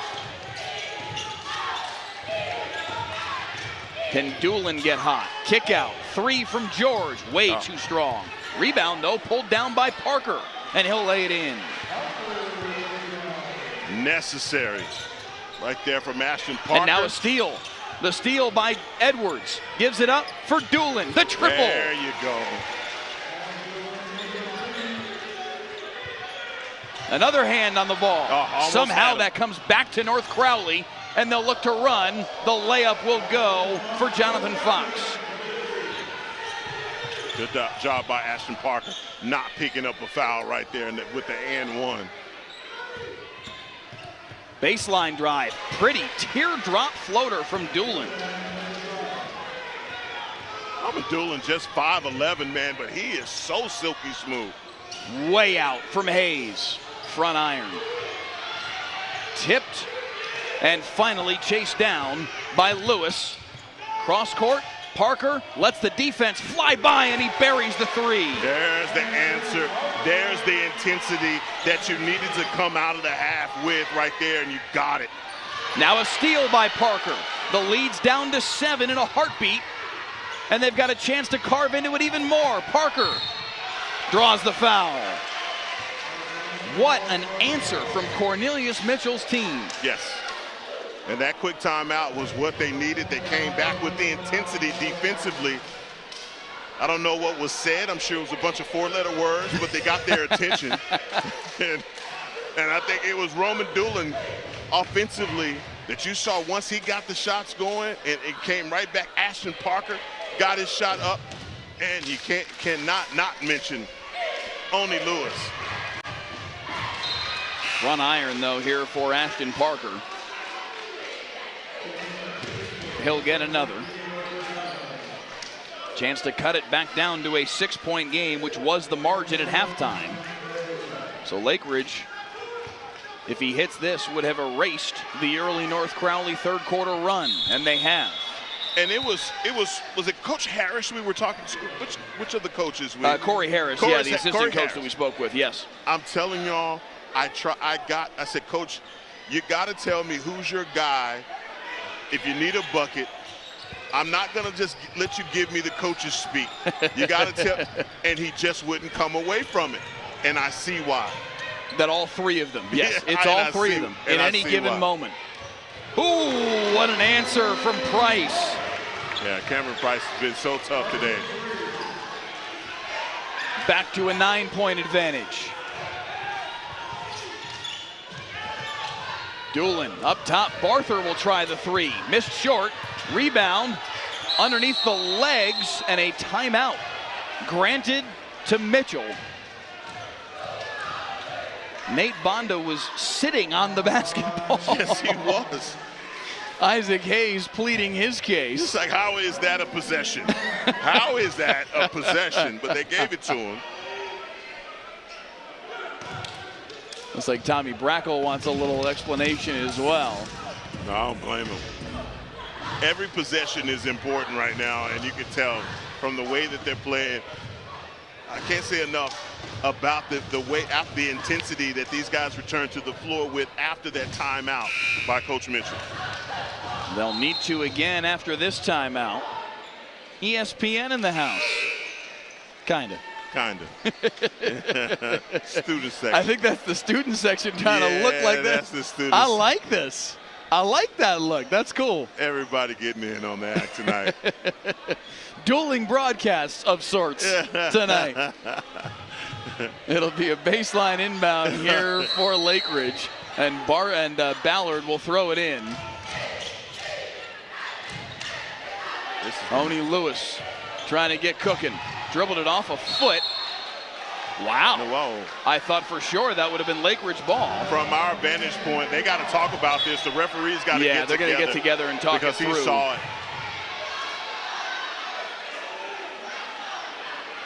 They're going to stick with the call.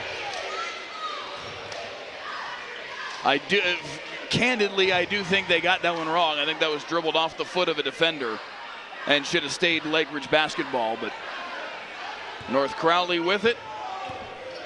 A 9-point lead and a chance to add to it here. It was a tough play to see, to be deferential to the officials, because it's a mass of bodies in there, and whose foot did it really go off of? Anybody's guess. Hayes penetrating and finishing. Yeah, it's a strong move. And Jonathan Rodriguez is just trying to stay with an excellent ball handler. Isaac Hayes has got 23 now on the night. Ballard gives it off for Parker. Down the lane. Short-armed it, and now numbers. Hall. Undercut, and it's a foul, and down on the deck is Oni Lewis. Good to see him bounce back up, because it looked like for a second he had grabbed at his knee, but able to pop right back up.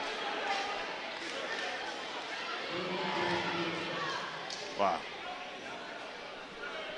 Can't see what on the replay here, man. It saw him bounce right back up, but I thought that was a knee, back of the knee that he was grabbing at.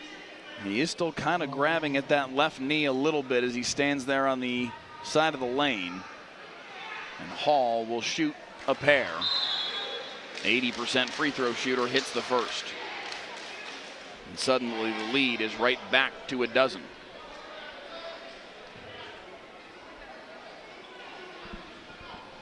Lead got as big as 15 here in this third quarter before Lake Ridge sized it back down to 6. Now it's back up to 13 for North Crowley.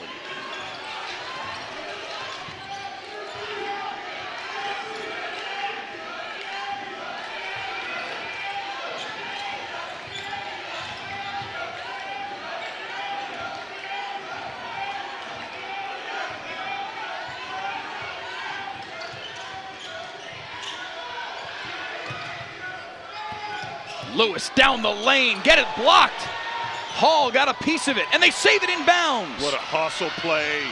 Hayes lays it in. That was 100% set up by hustle. Not allowing that ball to go out of bounds, tipping it back in. Lead is back to 15. Parker trying to go one on everybody. Had it tipped. Edwards able to track it down. Final 90 seconds of the third. Can Lake Ridge make another run to get back in it? Edwards, tough shot through the contact. Wow. How did he get that shot off? Mike, this is incredible right here. From a guy that is the quarterback of your team, Deshaun Edwards, that is just showing out right there. And how badly did the Eagles need that? They'll need a lot more of it, but a clutch three-point play, and the lead's back down to 12. Most importantly, it gives them a chance to set up this press that has been so important to the runs they've been able to make. Hall gives it back up top for Price.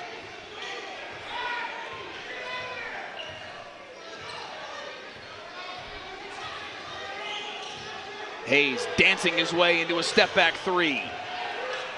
Up ahead quickly for Rodriguez. One-on-one in the front court. Could have been a foul. No call. Again, no call. The miss on the layup, a jump ball, is going to give it to North Crowley.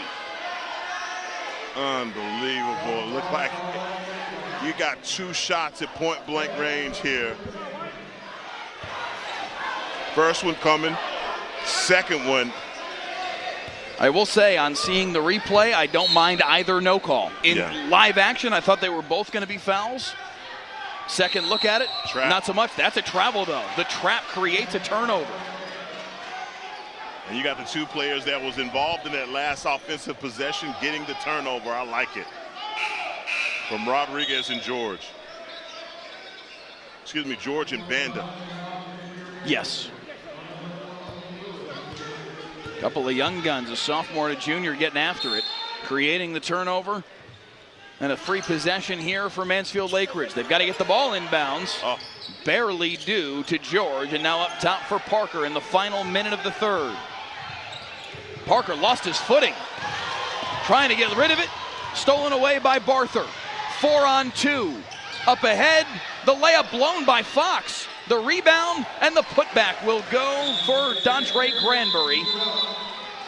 35.3 in the period. Timeout called by Lake Ridge. And you saw right there on that last possession, as you look at Ashton Parker right there, he turned his ankle over.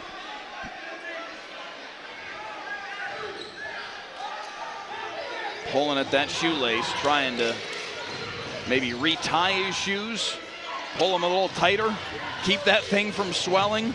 Edwards missed it short, but the rebound too strong with the putback for Demetrius George.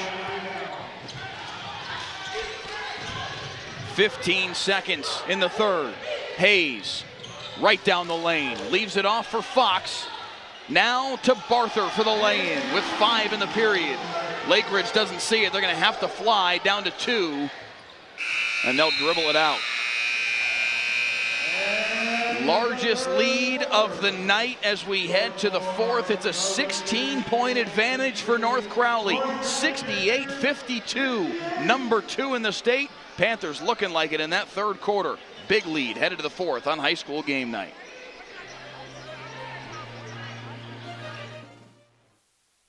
Thanks for downloading the WFAA Plus app. The main page is a live stream of WFAA programming, and you can find on-demand stories as well. Just click a tab at the top of your screen and scroll down to find WFAA original programming.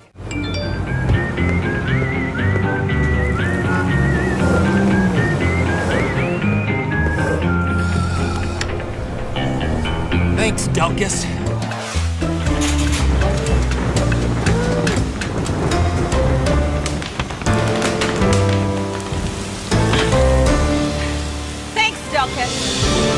Possibly the most loved and hated man in North Texas. Whatever the weather brings, we bring the Delkus.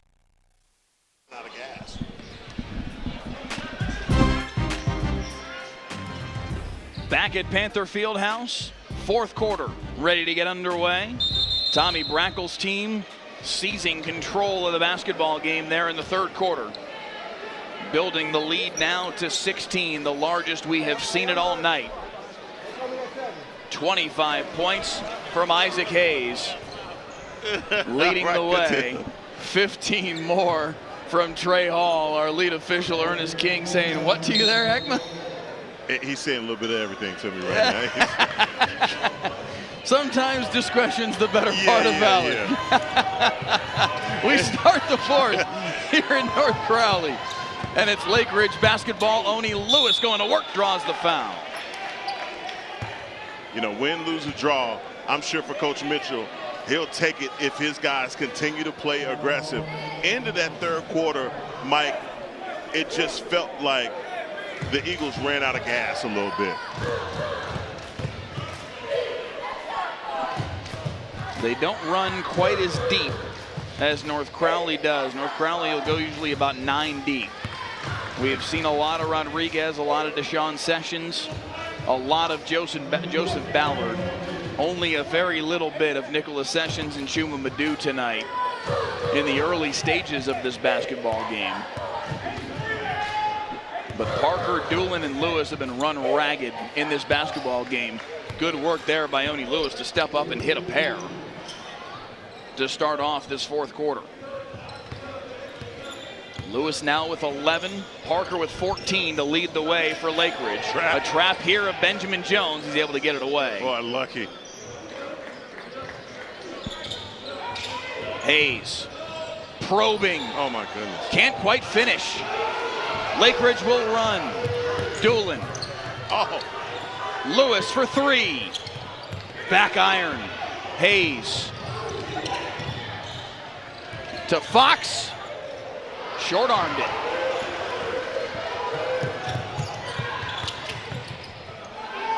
Rodriguez, open look in the corner, way short. That's a 45% three-point shooter that just didn't have enough on it. And Fox with the lay-in. Finally, with all that running, it looked like they had the advantage right away. That's a good job by Cameron Price. By not passing that ball or turning the ball over.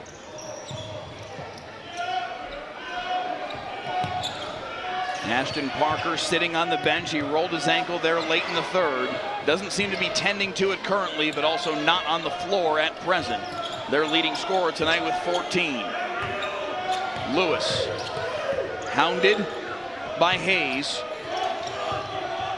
Corner look at three again. That one will fall for Jonathan Rodriguez.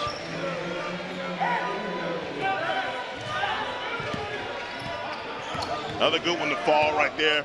Boy, they just got to stay with this pace. Try and ratchet up the defensive intensity. You can tell, man, it takes it out of them offensively. That attention to detail on defense, those legs are burnt. Price left alone. Cameron Price now with 11. What do you feel like Lake Ridge needs to do to be able to create a real run and get back into this, Ekman? Yeah, it's going to be easy for me. That'll help.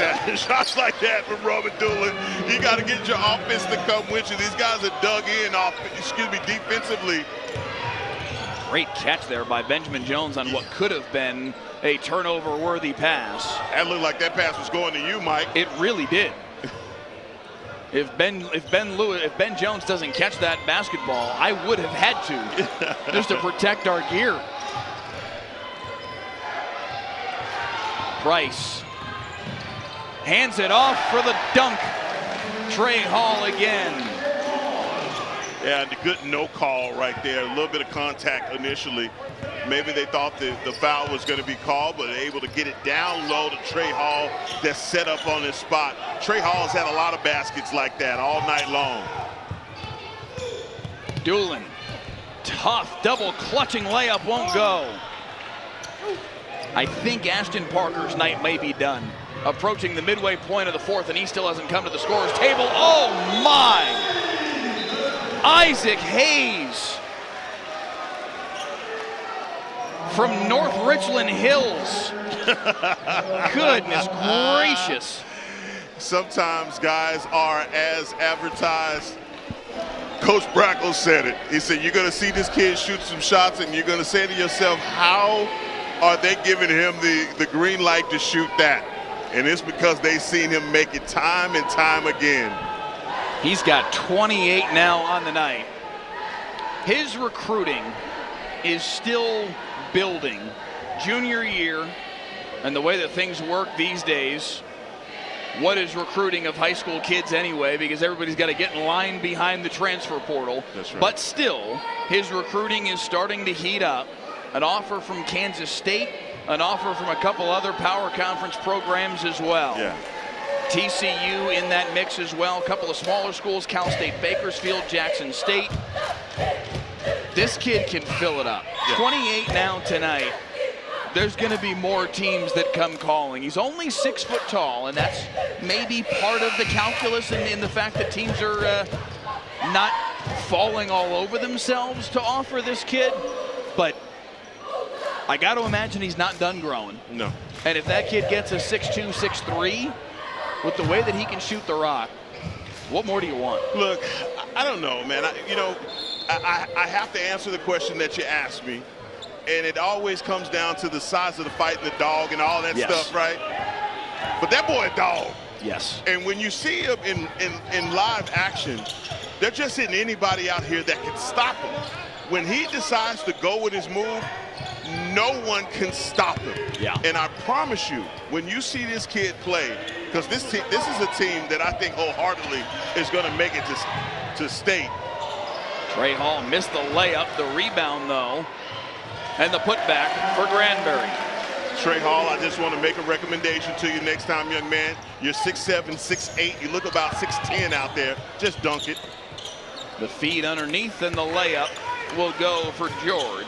Just go ahead and posterize. Here comes Hayes again in transition. Tried to give it off, and he turned it over. Up ahead for Oni Lewis. Nice move, and he lays it in. A sensational player is Oni Lewis. He's up to 13 now on the night. Just a junior as well.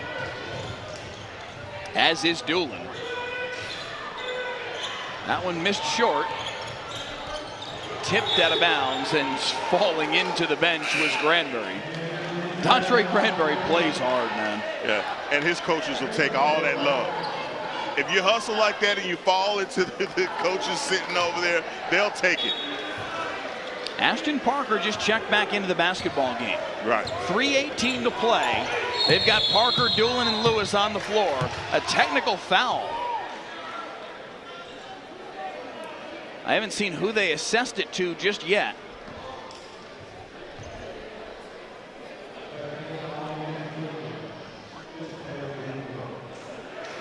It is a technical foul on Lake Ridge.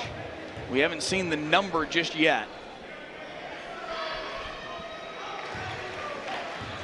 The free throw from Hayes. Oh, they had 6 on the floor. Okay. Wow. Yeah. Some confusion there with the substitution. So 6 players on the floor and a couple of free throws that now put Isaac Hayes on 30 for the night. So it wasn't something that was said. It wasn't something that said. It was just a technical foul for the 6 players on the floor as they throw the lob there, and it's a turnover. And here comes Oni Lewis. The lay-in for Doolin. 81-66. Hall gives it up top here for Price. Under 3 to play in a 15-point game. You see the pace increasing here, but man, maybe too little too late for the Eagles. They gave it their best shot tonight, but it was Isaac Hayes, man. So hard to deal with. Hands it off for Price. No shot clock in Texas high school basketball, so no rush for North Crowley. The offensive board and the putback for Barther. This is a North Crowley team that absolutely can win a state championship. They have everything. And just think, one of their main players in Barther, who we came in talking about, has had a quiet night tonight. 8 points tonight for Alex Barther, averages close to 13 per game. But that's the thing, it can be a bit of a timeshare with North Crowley because they have so many weapons. It doesn't have to be every one of these guys every night. Nice weak side rebound there by Doolin. But Isaac Hayes pours 30 in there tonight. Nice lay-in by Doolin. Nice move. This boy tough. Yeah. Just 5'11". You know, you saw him right there down low on Barther. He's trying to take on the 6'5" Barther to pick up a rebound. He's going to lose that, right? But you see offensively his ability to get those shots up. He has had himself a night tonight, has Roman Doolin. 2:03 to play, 15-point game. Cornelius Mitchell coaching his boys up. It's funny, I stumbled across a clip the other day about Duke's miracle minute comeback against Maryland back around the turn of the century. Jason Williams, Shane Battier, that era of Duke basketball. Yeah. When they came back from 10 down with like 56 seconds left on the clock. Maybe there was a reason I saw that clip. Maybe Mansfield Lake Ridge is about to pull off some crazy miracle here in the final 2 minutes and 3 seconds. Although I love the They would need it to be that kind of level of difficult. Yeah, it's going to, boy, I tell you, talk about an effort here. We have to start to see it right away, like right now. They're able to break out of the trap and across the timeline here with Price. Trey Hall says you can stop all that talk right now. Buries the triple, and it's up to an 18-point game. Hey, thank you, Mike. Corner 3 for Nicholas Sessions. Back iron, and Barther with the rebound. Yeah, snatching that one down. That is only the first foul of the fourth quarter on Lake Ridge. Only 3 combined team fouls on either team here in the final frame. I'll tell you what, no matter what, right now you got an 18-point lead. No matter how this finishes, this game was a lot closer than the score is going to say. Yes. Barther now into double figures with 10. Oh, nice my. move down the lane by Honey Lewis. No quit in Lake Ridge tonight. No, man, and this guy, Honey Lewis, has had himself a night as well. Playing through contact, playing through some injuries here early, just giving it all, everything that he has. I know he has some people watching from the Bahamas. I'm jealous, but I tell you what, he's put on a show for you. I said it a moment ago, North Crowley has everything, and they really do. Most teams that Lake Ridge will play, they're not going to have everything the way this North Crowley team does. These 3 guards, Parker, Doolin, and Lewis, that is a handful for most teams that they're not going to be able to reckon with. They're really quick, and the thing about it is, Mike, they all individually bring something completely different from one another. Yeah. Honey Lewis is different from Roman Doolin, as is Ashton Parker, different from those guys. Different body style, different play style, everything. State playoffs around the corner. DFW with 9 teams in the top 20 in the state rankings, certainly led by this North Crowley team. Katy Seven Lakes is the monster that's off there in the distance for anybody that's going to come out of the North Texas quadrant of the bracket. Undefeated, #1 in the state, nationally ranked, although this North Crowley team also nationally ranked by some publications.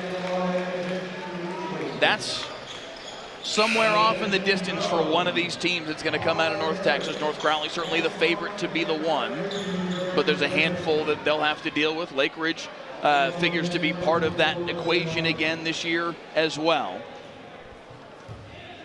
But this North Crowley team, man,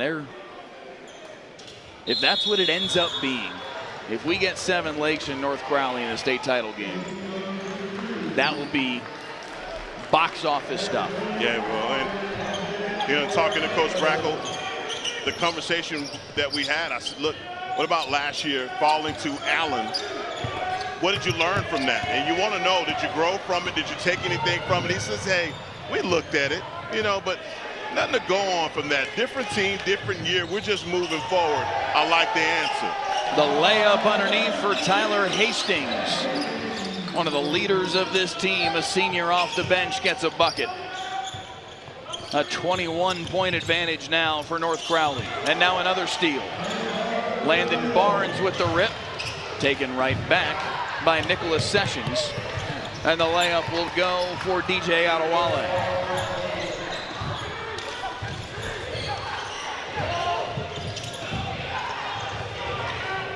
Hopefully more high school game night to come throughout the spring, whether it's more basketball or some other sports as well. The triple for Billy Crockett goes. 95 on the board for North Crowley. Mike, I think the people want more basketball. He lost his shoe as he tried to put that one up at the buzzer, did Bonda. When it's all said and done, a 95-73 final score. North Crowley's got their 25th win of the year on both the boys and girls side tonight. The boys improved to 25-3, 8-0 in District 3-6A, and they sweep Mansfield Lake Ridge this season. A little bit of revenge for Tommy Brackle's team. Yeah, this was well fought. I think from the first quarter, you saw Mansfield Lake Ridge play their hearts out. They gave it everything they had. You talk about heavyweight championship, taking some of those blows early. They found a way to answer time and time again, but it just got late, and there was nothing the Panthers couldn't do. They scored all the points. They got stops on defense, and you're going to have to deal with Isaac Hayes no matter what. He is a walking bucket and a guy that offensively is just Incredible.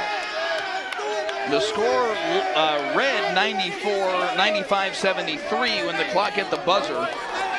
They, about 30 seconds after the game ended, added one more point for Lake Ridge. I don't know if that was an accounting error in the scorebook and they were reconciling that detail, or if it was just an erroneous button push by somebody running the scoreboard across the way. Right. But either way, a big win for North Crowley on their home floor in the 25th win of the season. And the North Crowley student section fired up about it for good reason, because they have a terrific basketball team this season. Tommy Brackle's team, they are regular playoff participants, regular state championship threats. You look through the history of what this team has done, regional finals, regional quarterfinals, regional semifinals, year after year after year, regional semis for the first 5 consecutive years after they won the state championship in 2008.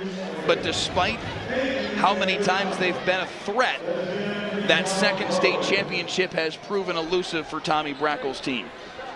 This is a real opportunity for them to go get that second championship this year. Yeah, they call it Goon City for a reason, and I know why. They play like it. I think with Coach Brackle's squad, they are athletic. They have a ton of guys on this court that I believe, man, as far as the Trey Halls and the Isaac Hayes and the Alex Barthers of the world on this floor, they are going to be a hard out. Playoff basketball is entirely different. Yeah. The court shrinks. Possessions matter more. But when you have guys that are free-flowing the way that this North Crowley Panthers squad is, I mean, they shoot it with no conscience. Yeah. And the pace of play and the amount of points that they score per game, I don't see anyone holding them to under 50 points in a game. Yeah. You know, you're gonna have to match points with these guys. They put up 95 tonight, and they continue to score around 90 in every district game this season. In fact, scoring 95 tonight may well push that average to 90. It was 88.9 a game coming into tonight. So they're right in that ballpark once again in a 20-plus point win over Lake Ridge tonight on their home floor. Number 2 in the state, looking like it all evening long. 30. Isaac Hayes gave them 30 tonight. Wow. And North Crowley gets a big win to move to 25-3 on the year. For our entire high school game night crew, our director Clay Marshall, our photographers Graham Rayner and Cody Pryor, Heckma Harrison alongside Paul Livingood, Paul Wedding back in the house, punching all the buttons for us on the digital side. We appreciate y'all, and we appreciate every one of you for tuning in tonight on WFAA Plus and the WFAA YouTube channel. I'm Mike Leslie. So long from North Crowley. Panther Fieldhouse, as you can see, is beautiful. And it's home to 2 of the very best high school basketball programs in the country. Number 2 in the state on both sides, and 25 wins on both sides. Are 2 state championships coming back here to Goon City here in 2026? Stay tuned.